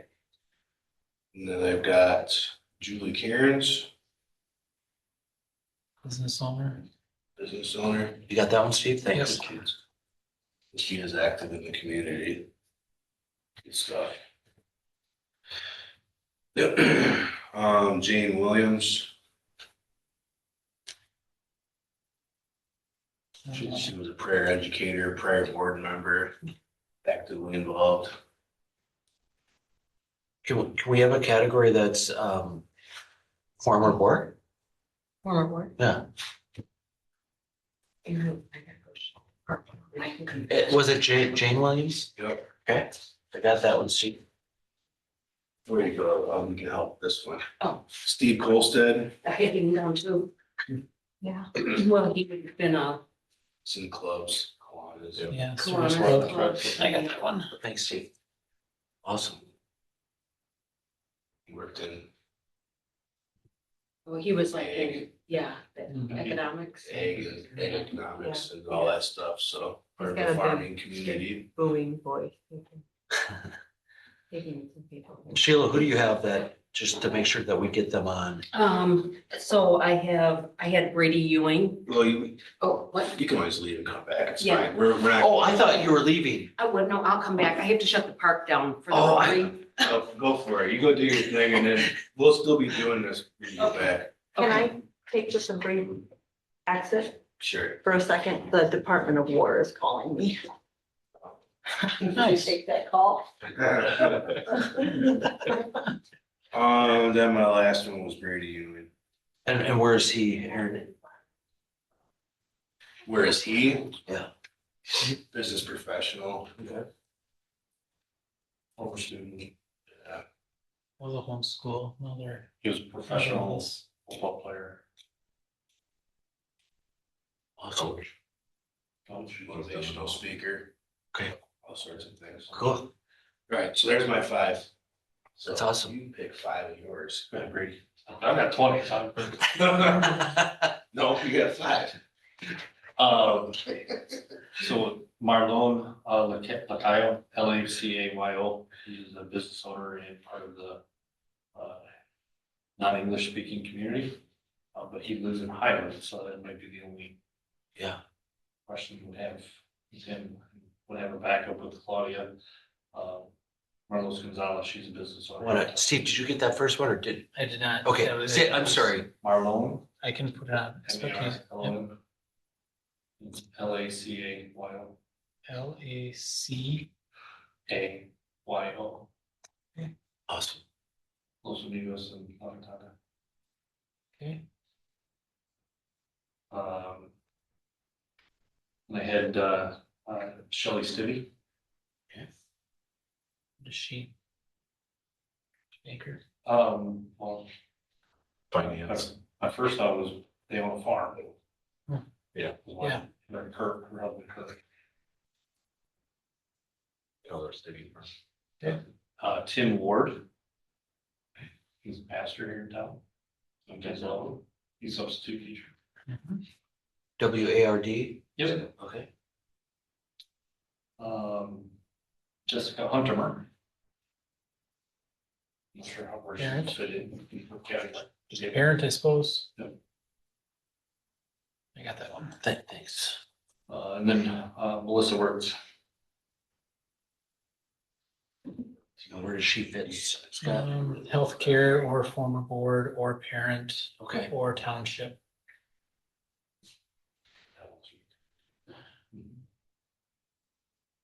Should we do the township? Sure. Was it Melissa? Yeah, and then Wertz, WERTZ. Awesome.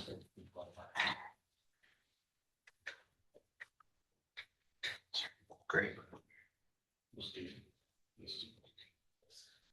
Right? Well, I have 2. Yeah. Slacker. Well, you guys have more than that, so I think if these guys, my guys fall through, at least there's some backups, Yeah. but I chose my brother, Mark Miller. He's a business owner and tradesman. Awesome. and his children went to school here. Perfect. So he employs people in the community. And the other person is Brian Perkins, who's a friend of mine. He's a farmer. Runs a lot of acreage. He's also a mechanical engineer, Okay, and so he's diverse in Yeah. his background. awesome. Perkins? Perkins. Okay, got it. Class of 90. Yeah, we were born and nursed in the hospital on the same day as. So the running joke is maybe we're mixed up.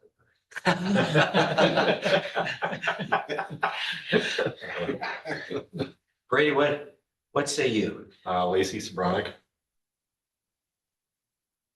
Former board, parents. You got that one, Steve? Yeah, I'm just trying to think which would be the best to put her under. Townships. Townships. She doesn't live in the township anymore, does she? She live in town? I thought I know they moved, but I just don't know where. What else? Oh. I don't know, like township. They may still live in the country. Township, where's the township? Lacey.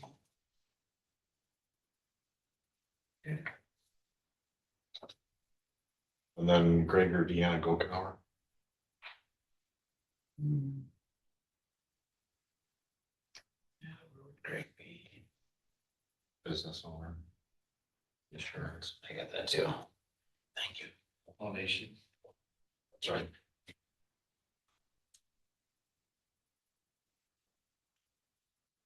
I'm under service board.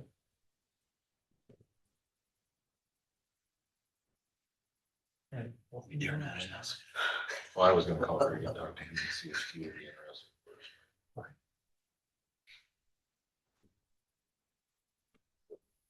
Please, You good, Brady? Rob Wallace, sorry. Or Rob Fall. business owner. We didn't put an excavating section in there. Township. Yeah. Grew up on a farm. I don't know where township, to be honest with you. Awesome. What do you need now? Marshall, 86. Think Ridge. Oh, yes, yeah.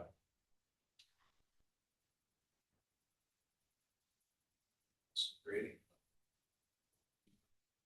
Roll that beautiful bean footage next What's that? time. Roll that beautiful bean footage. Pick your top 5. My top five, I have 15 here. So yeah, so I'm just like, as you were thinking about being more diverse, that's when I Sure. started getting more diverse. Yep. The first one I had is Crystal Lumi, Okay, and she would be up there under doctor. okay. Is it with us, Steve? Yes, And L, U, MI. Thank you. Got it? Marsha Keller Okay, is one that came to my mind. She would probably be under farmer, And township. business owner, township. She would cover a lot of them. farmer too, you said? Or business? Business I'm sorry. owner, farmer. She would be under And spell last name. Keller. Is that how you spell Marcia? Where do you have it? I don't see it up there. Marsha. Oh, no. Don't know how you spelled it. I got it now. Yeah, Okay, she's great. Marsha.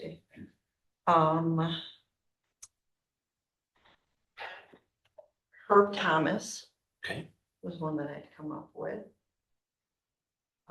He would be under.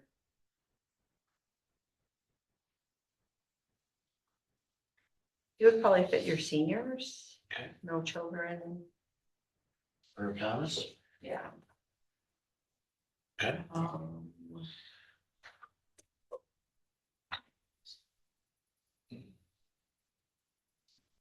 Caleb Frawley. Okay.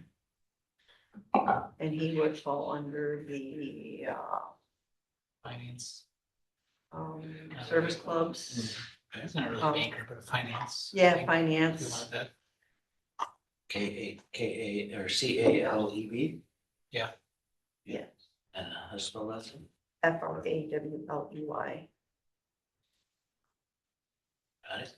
I had already talked to Dr. Lumi, and her husband is a lawyer, and she said he would do it, but I don't have his name. Okay. Do you have his name? Mister. I don't. Mister. It's a different last name too, I so don't it's, know, ask her. I refer to him as Dr. Lumi's husband. He doesn't have a name. I'll just, got a lot here. How about, Billy Jones? He's your chief of police. Yeah. Yeah. His wife's a teacher here.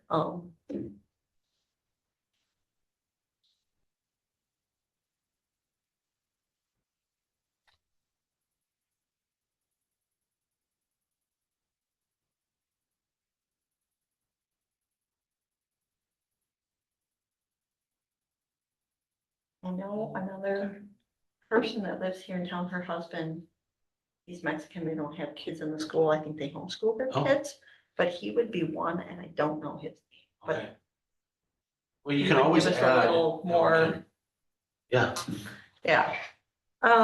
Otherwise, let's go with the last one.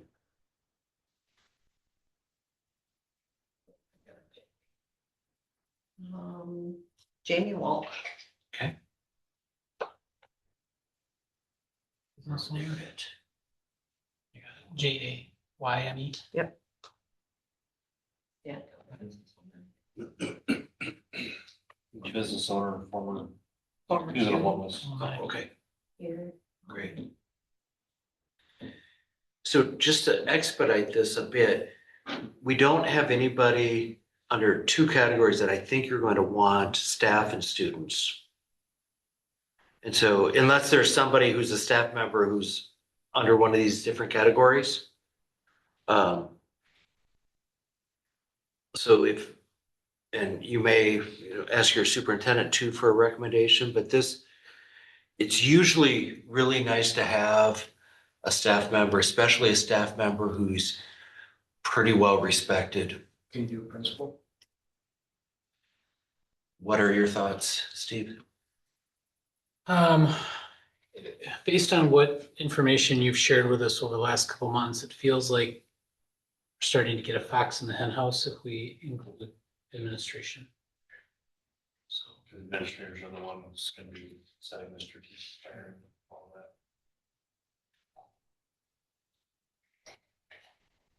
If you want somebody that's respected in this building, each other parents, So as they could do. he's your main director. names that would be like Jeff Behrens, John Sharp wouldn't be a teacher, but a highly respected staff member. Jamie Jones, Heather What about- Clemens, On both of the other buildings. Christy Zimmerman, Birch Zimmerman, Megan Clerkin. We have a lot. These are just first names that come to mind, but you could go wrong with any of those folks. Who was the band director? Jeff Behrens. Is that? I just saw heads nod when that name came up. Yeah, he's- We probably want a couple staff, just, and if you decide that you do want to ask Jeff, and if he says no, it's usually valuable to have a staff member. It just adds to the credibility of the process. So again, you may consider adding another more as an alternative, or an alternate, I should say, if maybe, if you decide Jeff is your first choice, you may want a second.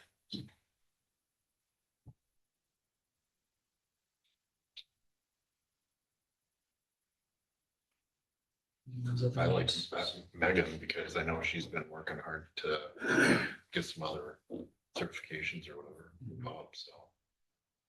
I'm good with that. Oh, good.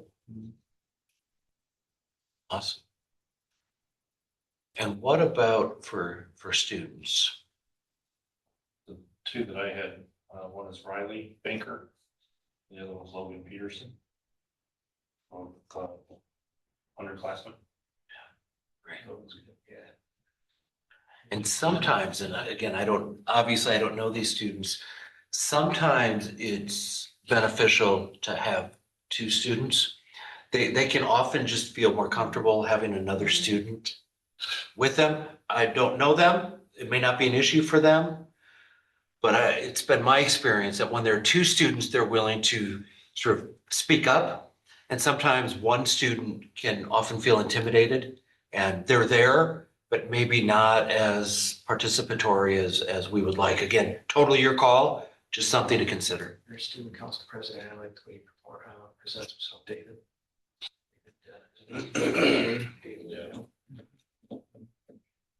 I was, Oh, is that again, kind of like? well, just for me, knowing that this is gonna be a year-long process, and he's a senior, and will Be gone. potentially be gone from the area after. I think there's some value in having a sophomore or junior to be able to see the process through. Feels like. That's the only reason that I didn't put any seniors down, just. And I throw Makes out sense. maybe to you, Steve, too. Often we think about the captain of the football team and all that, which is great. Sometimes having a student who maybe is not as well known or as involved, they just bring a different perspective.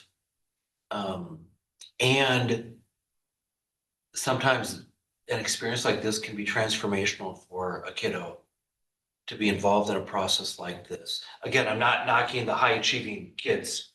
But sometimes a child who doesn't get asked to do a lot and they get a shoulder tap to do this they bring a lot because they just have a different perspective of the system.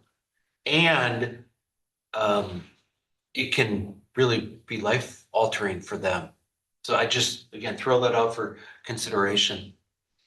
The two, before Stephen said that, two areas, but I don't necessarily know any of the kids that are in there. Be from the tech ed department to the purposeful.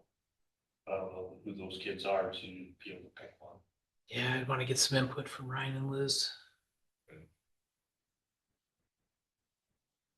Or any alt school, right? I mean, whether it's the Hive or C. It's my experience that they often feel sort of forgotten at times.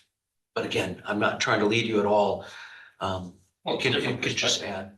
Yeah. Because having the popular kids. Yeah. They have a different view on. Yeah. Just school put and- tech adult that and see where this goes. From the primary school. Second grader. And recess. It's always fun to see what's going through their brain. They'd probably be leading the process. Yeah. So if it's okay with you, Aaron, can we then start with this list? And Aaron's idea was going around, and I know we're waiting for Sheila to come back, but we can start and where you each pick one person, and then we'll do a second round, then we'll do a third round where we'd end up with 18-ish The third round would be for alternates. alternates. Is that We would have 12 on the steering committee itself, and then if they all say yes, if they right? all say We have yes. 6 and if- alternates. And if 6 people say no out of the 12, the first 2 rounds, then we go to our alternates. Yeah. Sheila have her list so we can just add them to it? Or does she have right Do you want me to there? grab her list? I know she mentioned that the first couple were like, yeah, I had them, so there might not even be that many different. Oh. Don't grab her Christmas card list, get her. Write our names under it. I like some of her picks here. Derek Kalish, Your He's Kalish, the- yeah. Kalish, sorry, he's the clerk for the county. Yeah, township probably, I suppose. Well, he Um, lives in this, They did live in the city. Did they stay in the city? I They just sold it. don't know. Yeah. They Around have an Sunday? apartment in town. Oh, Okay. they do? Yeah. Okay. Yeah, so you're right. I'm gonna- Okay, so he's not a township, No, The town, no Maybe no city. children? No. no children. Okay, let's put him there. checks a different demographic first too. Yeah, Yeah. that'd be They do Ron the- Fruit. Ron Fruit, Yeah. city council, we can put him under, I did do a city staff, Steve, on the bottom far right, just, I know that's not retired staff. business owner, senior, No. no children. Highly influential. Very well. known. Yeah, I think he could get Oh, some yeah. people to, Yeah. Yeah, I'll that just was- Put him here. well, can't believe we overlooked him. Future mayor. Yeah, future president. She's got, which I don't know if these are her top choices, she's got a Becky Dahl here, and then she's got Larry Engel, which he's on the county board. County board, pastor, Yeah, lives out in the country. yeah, so Larry No Engel might kids. be a good pick. Is he just ENGL or? Yeah, ENG? yeah, ENGEL. Yeah. I didn't know the, who's Becky Dahl, where would she fall? I don't know. I don't know who that is. I don't know who that is. Well, what we can do is, we've got a couple of Sheilas on here, and if, when we come to her, if she wants somebody, we can just add her and Sure. they can take, she Yeah. can pick them. Cause she mentioned Brady Ewing up there, he's up there, and then David Ewing, but there's like 3 David Ewings, so. He might be Brady's dad, probably his dad. I'm assuming probably. And then she's got Mick Cosgrove down here. too. You can go on there. Yeah, Davis. Banker, financial. Banker, yeah, that's really good. Davis, Depends on what they do. Yeah. yeah. Brady's dad. Yeah. Yeah, I know another one too, that's all, I'm like, oh. I have Brian around with some ways, either one of them, they're business owner, Brian's Mhm. business owner in town. Many kids. Is that everybody? Very good kids. Huh? Do you want them? Yeah, and I don't, Yeah, Chris Neal and Jessica Hotchmer and Jessica Brian Hotchmer's Handler up there. with some ways. Darla Wentz, I don't know who Darla Wentz is, Darla's but that's. former mayor. Former mayor. Okay, so that's the only other one that's All on right. here, Put him on there then. so. Otherwise, she's got duplicates. I just want to, Brad, I couldn't hear you. I just want to make sure that, Brian Weiss and. Yeah. Alyssa I got Weiss. Brian and Yeah. Alyssa. Yeah. oh, you So- got it, Steve, Yeah. thanks. Yeah. So why don't we, if it's okay with you, Aaron, could we go around? And so we'll do 2 rounds. And this, then we'll ask you and we'll put your initials next to the name within, I know the holidays are already next week, but as soon as you can, reach out to them and ask if they'd be willing to serve on the steering committee. We'll send you this sheet so you can log in then and maybe we'll just make it easy and do green as a yes, red as a no. If you just highlight the box, so that'll, at least we'll know. Does that work for you, Aaron? Would we want to put the initials, like Sheila was the only one who thought of Ron Fruit, even though I think we're all like, yeah, Ron Fruit would be perfect. Yeah, They have the person who essentially nominates. Yes, Well, I think when we go What's the around contact? yeah, and Brady picks somebody, then he would make the commitment to call. Right, but I guess what I'm saying is, I'm Ron Fruit down my You first draft him choice. first, you get him. So. Yeah, I think I'll walk down the street. It's and okay, talk. it's a football Yeah. draft. I think the important part, Scott, is as long as, like, if somebody picks one of yours, that's great, because then they're on there, and then you can go into somebody else and pick somebody else. So, oh, you did? Tiffany was going through your stuff. Yeah, I remembered it through your papers, but Ron Fruit was an excellent choice. sure, is that okay with you? We'll Yeah, go through? we just want to highlight them as they're Yeah, picked. and then Steve and I will just put your initials next to the person that you pick. Okay? So everybody understand the rules of the game. Once a name is picked, it's off the table. You move on to somebody else. You want to try to keep the end goal as diverse as possible. Tiffany, is that okay? You want to start? So I get the first You get pick. the first pick. I get the first pick. I want to pick Ron Brute. Should we just maybe start down here and just add the names to it? Yeah, that's fine. We can do that.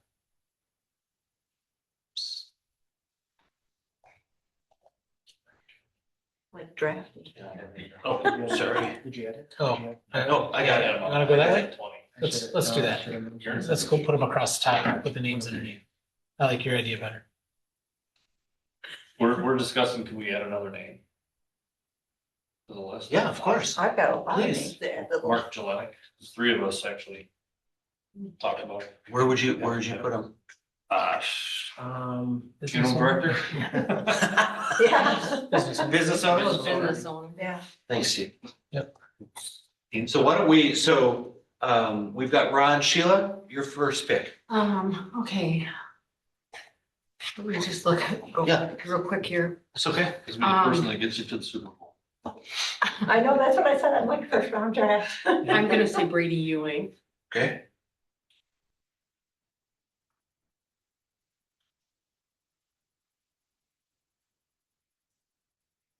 Did that right? All right. Yep. Aaron. Sorry.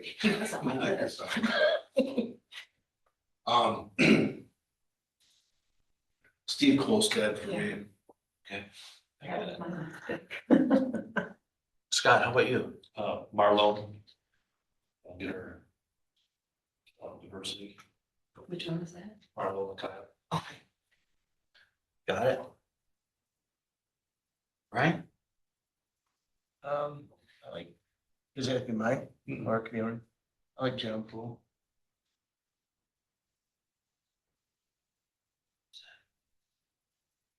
You got that one? I do, Chief, but I thanks. think I overwrote. Oh. I'll undo. All Can right, one of you highlight the names just so we can keep track of? Yeah. It up there too. Yes. 'Cause it'll help with groups. Yep, I'll do that right now. And just as an observation, and Brady hasn't done his first yet, but we have all met. Perfect. So we,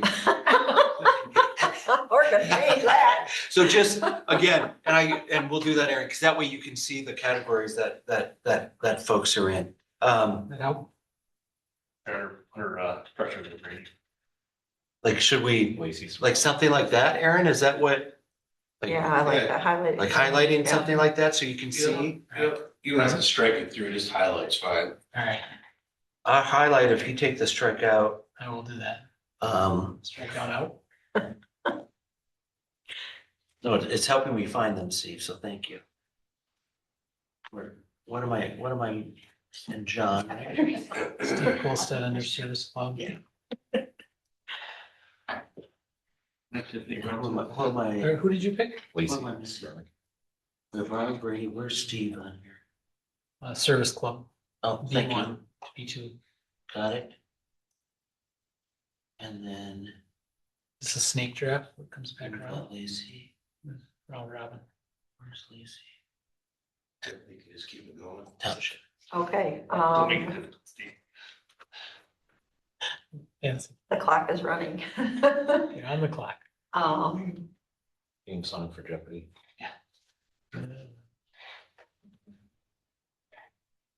I want to go with.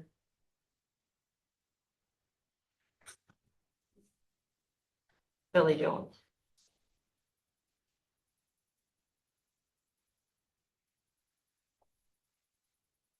Sheila? I'm gonna go with Jessica Huntimer. Okay. Aaron? Jane Williams. Thank you. Scott?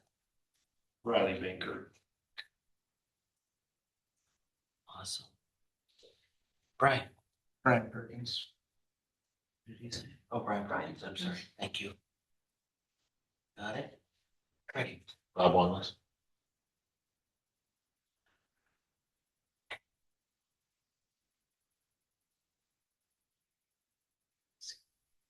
What's that? I'm gonna Where- go Where is with- Rob? Round Sorry, under the trying to find, townships. oh, I'm sorry, township, got it. Okay. Sorry. Marcia Keller. Marcia Keller, got her. And so I'm going to put Marcia in, because these would be alternates. So I'm just going to put like that color. Is that okay? Yep.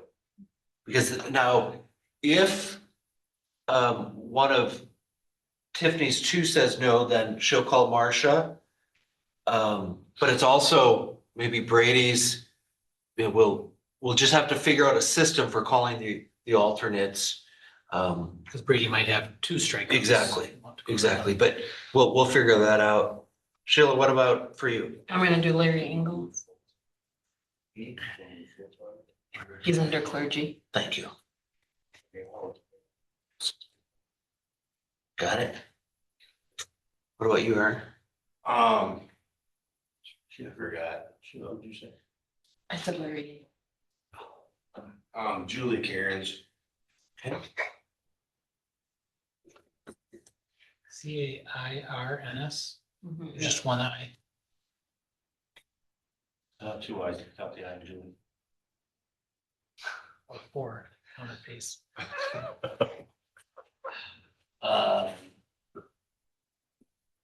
Shirley Stibbe.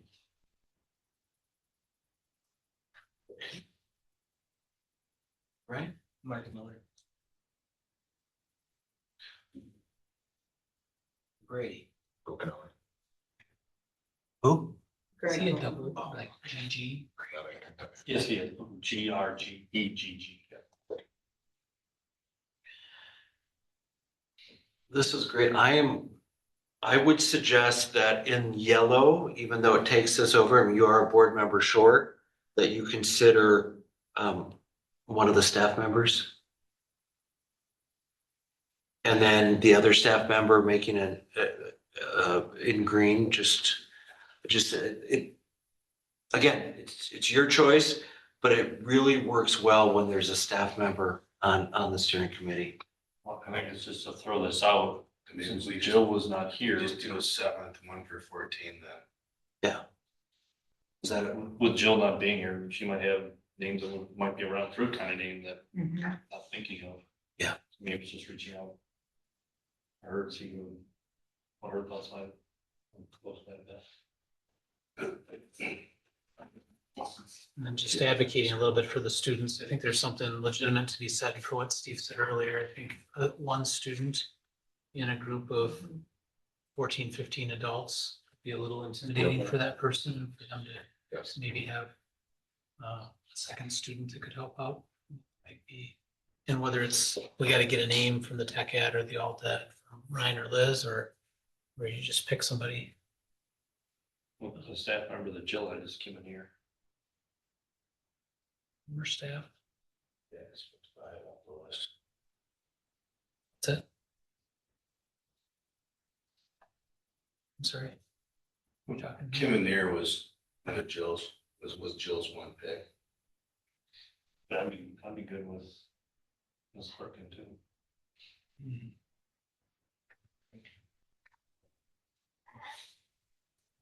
What do y'all think?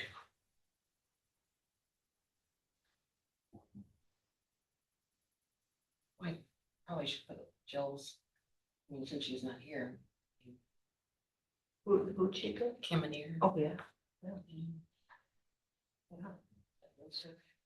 And that's a staff member? Is she still? No, she's retired. Time's up. She's a boomerang. Yeah. Which is going off current staff members. You could certainly add Jeff Barrett. that Jill's as a former staff. I mean, it sometimes is helpful also to have, We can. if you decided you wanted that for Jill, I would still advocate for Well, either Jeff or we Megan. have a former staff up there right now as Department 12.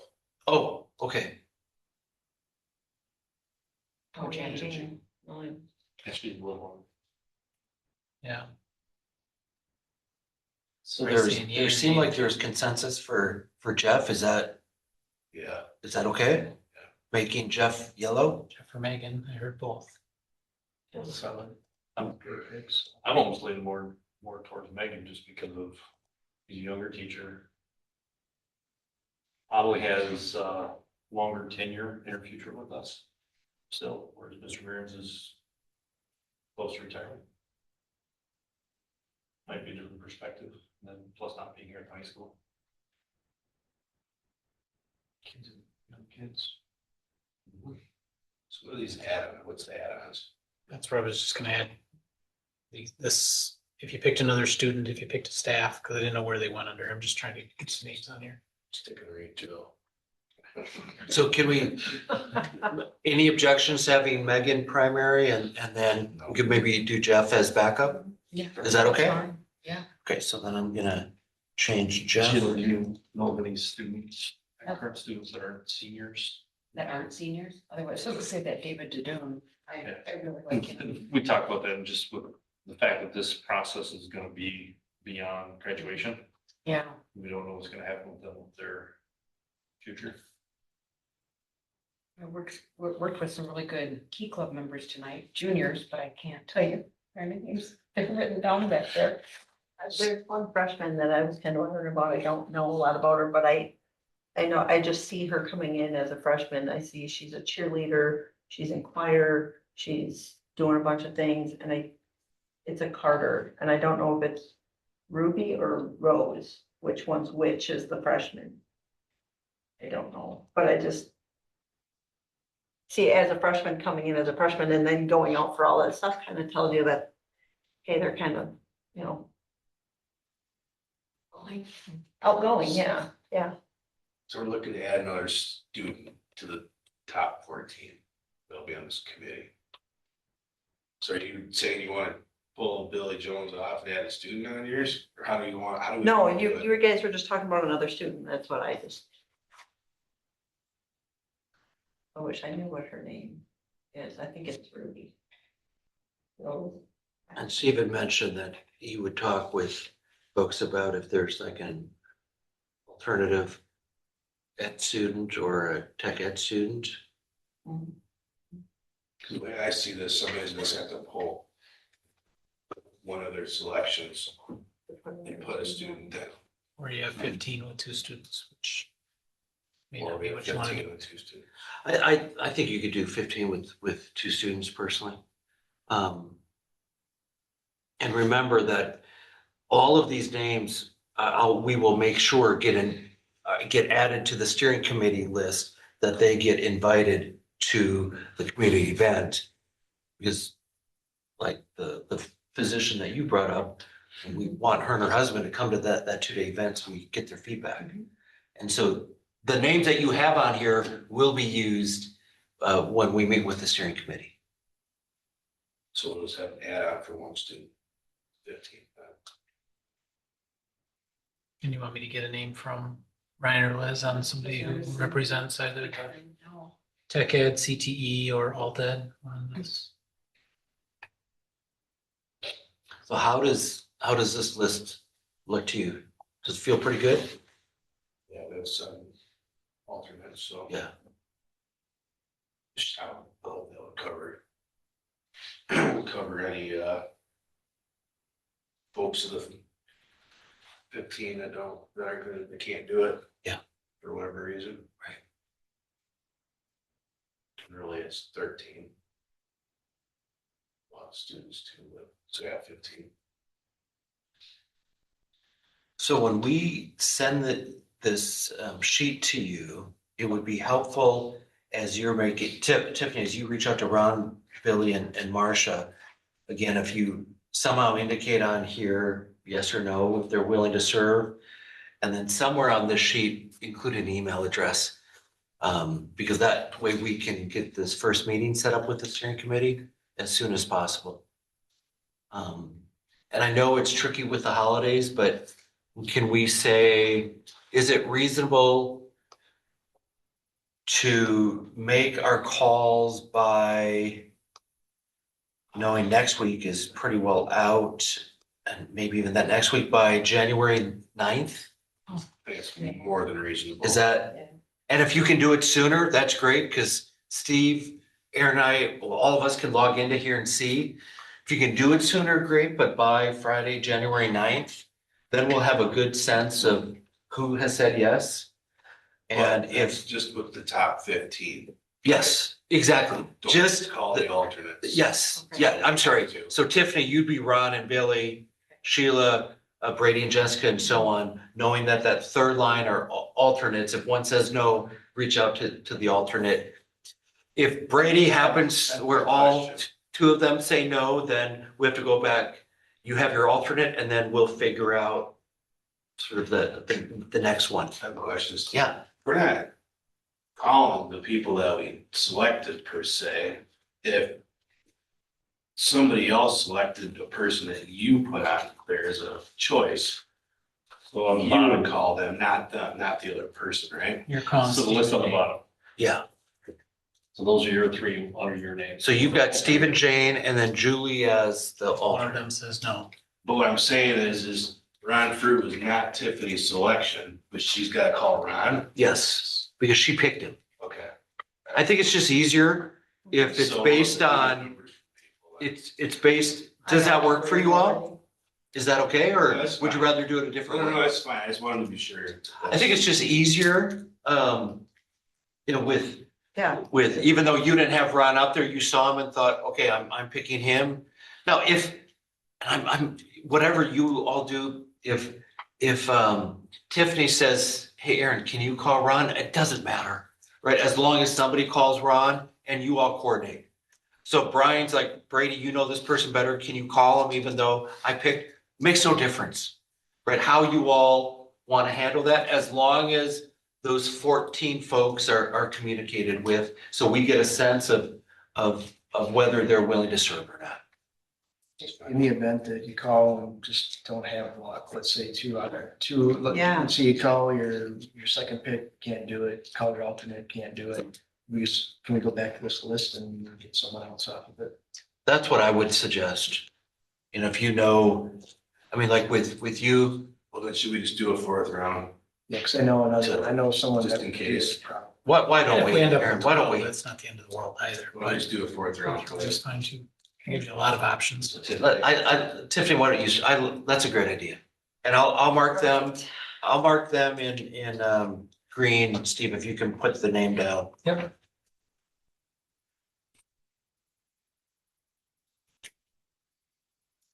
I'm gonna go with Derek. That's what I was. Me too. See what happens in the draft. I don't know. We'll just pick Brady. Well, if you guys want them, I mean, that's. Sheila, what do you think? Somebody else. I'm going to go with, Put it down. I'll go with Mick Cosgrove. Got it? Aaron? Mark Jelinek.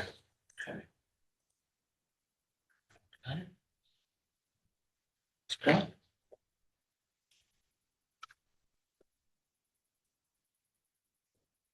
And Logan Peterson, student, and gives alternate for. Yeah, so I'll still pick one, another, I mean, I'll still get another one, but he'll be the See if we alternate. can get one of them first and Logan can be the alternate. then. It's great. Makes sense?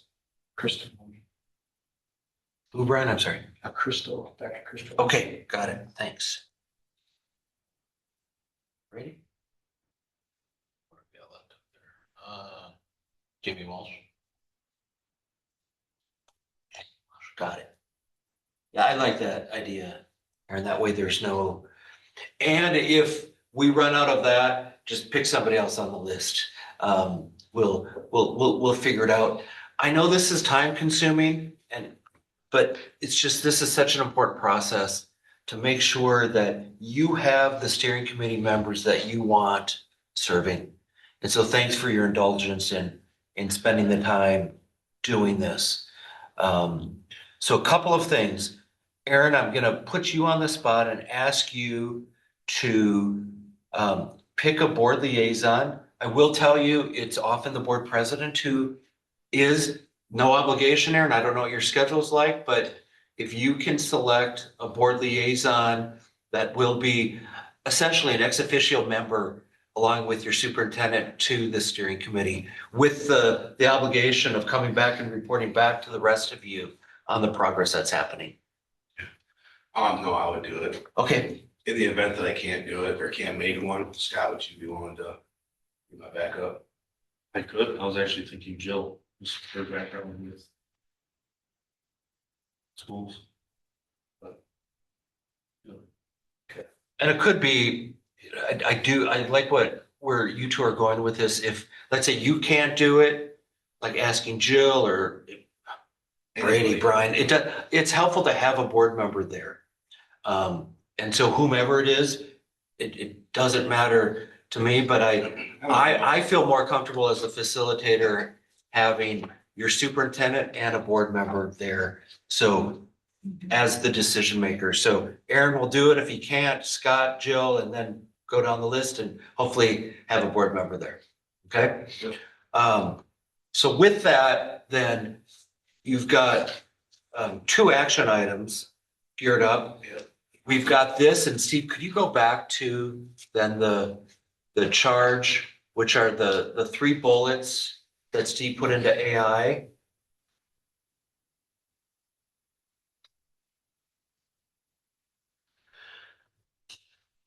And if there's agreement with, and again, Aaron, it's your meeting, but we want to take ideally formal vote on the charge and then on the steering committee. That looks all encompassing and good to me.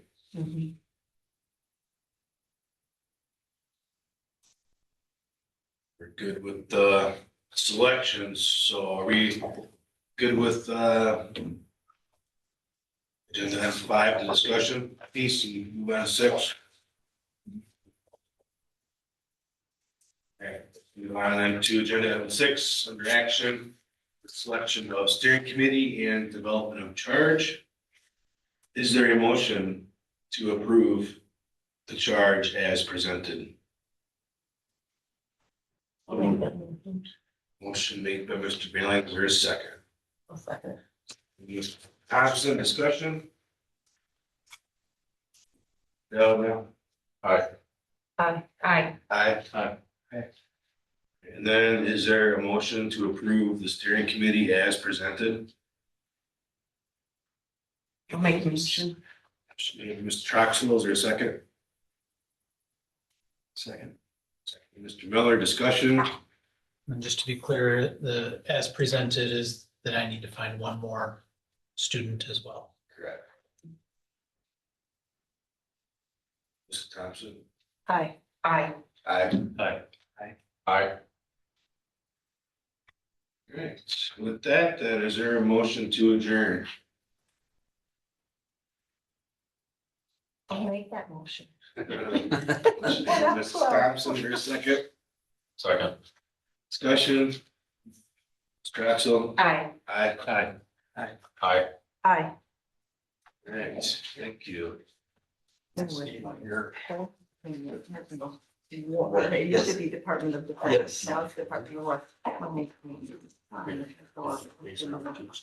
Until he's out in BSO. Before we. You want- So they're calling, trying to start his clearance Sure. levels and stuff, and so that was them calling you twice that I missed. They really want to get a hold of you.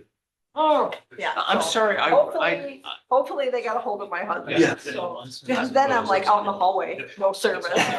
Of Go course. outside for this, you know, I'm like, oh my goodness. Am I in trouble for calling people by their first names and not? No, I'm sorry No, that no. I didn't. Yeah, what I want to do is. And then the 3 bullet point, Yeah.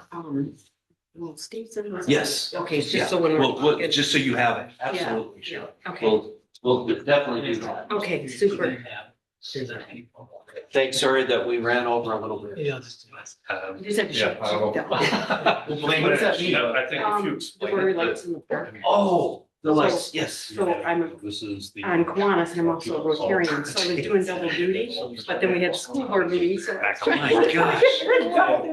And she's on 3 boards? I mean, Yeah. She's crazy. you were, She's crazy. you were overachievers. My gosh. I'm just glad she took the county ones. We were in the same district. Oh, were we? Oh, yeah. Oh, my goodness. So I was happy when you said, I'm gonna do that. Oh, I've wanted to be on that board for a long time. All right, well, I gotta go bank money. Straightforward. Now I gotta go find out if I'm in trouble for trouble with the government or not. I don't know. That's not a department you want to be in Not a trouble with. department I wanna be in trouble with, yes, exactly. Or I don't know if they were said that my son was, earning phone privileges. Oh, So I don't know if that was just him calling to just say, hey, mom, Yes, how you yes. doing? Haven't talked to you for 6 weeks. has it been that long? So far, it's been 6. He'll be out there for 13, because Oh my boot camp is gosh. 13 Steve, weeks. do I have So, owner yeah. access to be able to share that document with everybody? If not, Steve, And I'll just a make sure heads you up do for that. everyone here,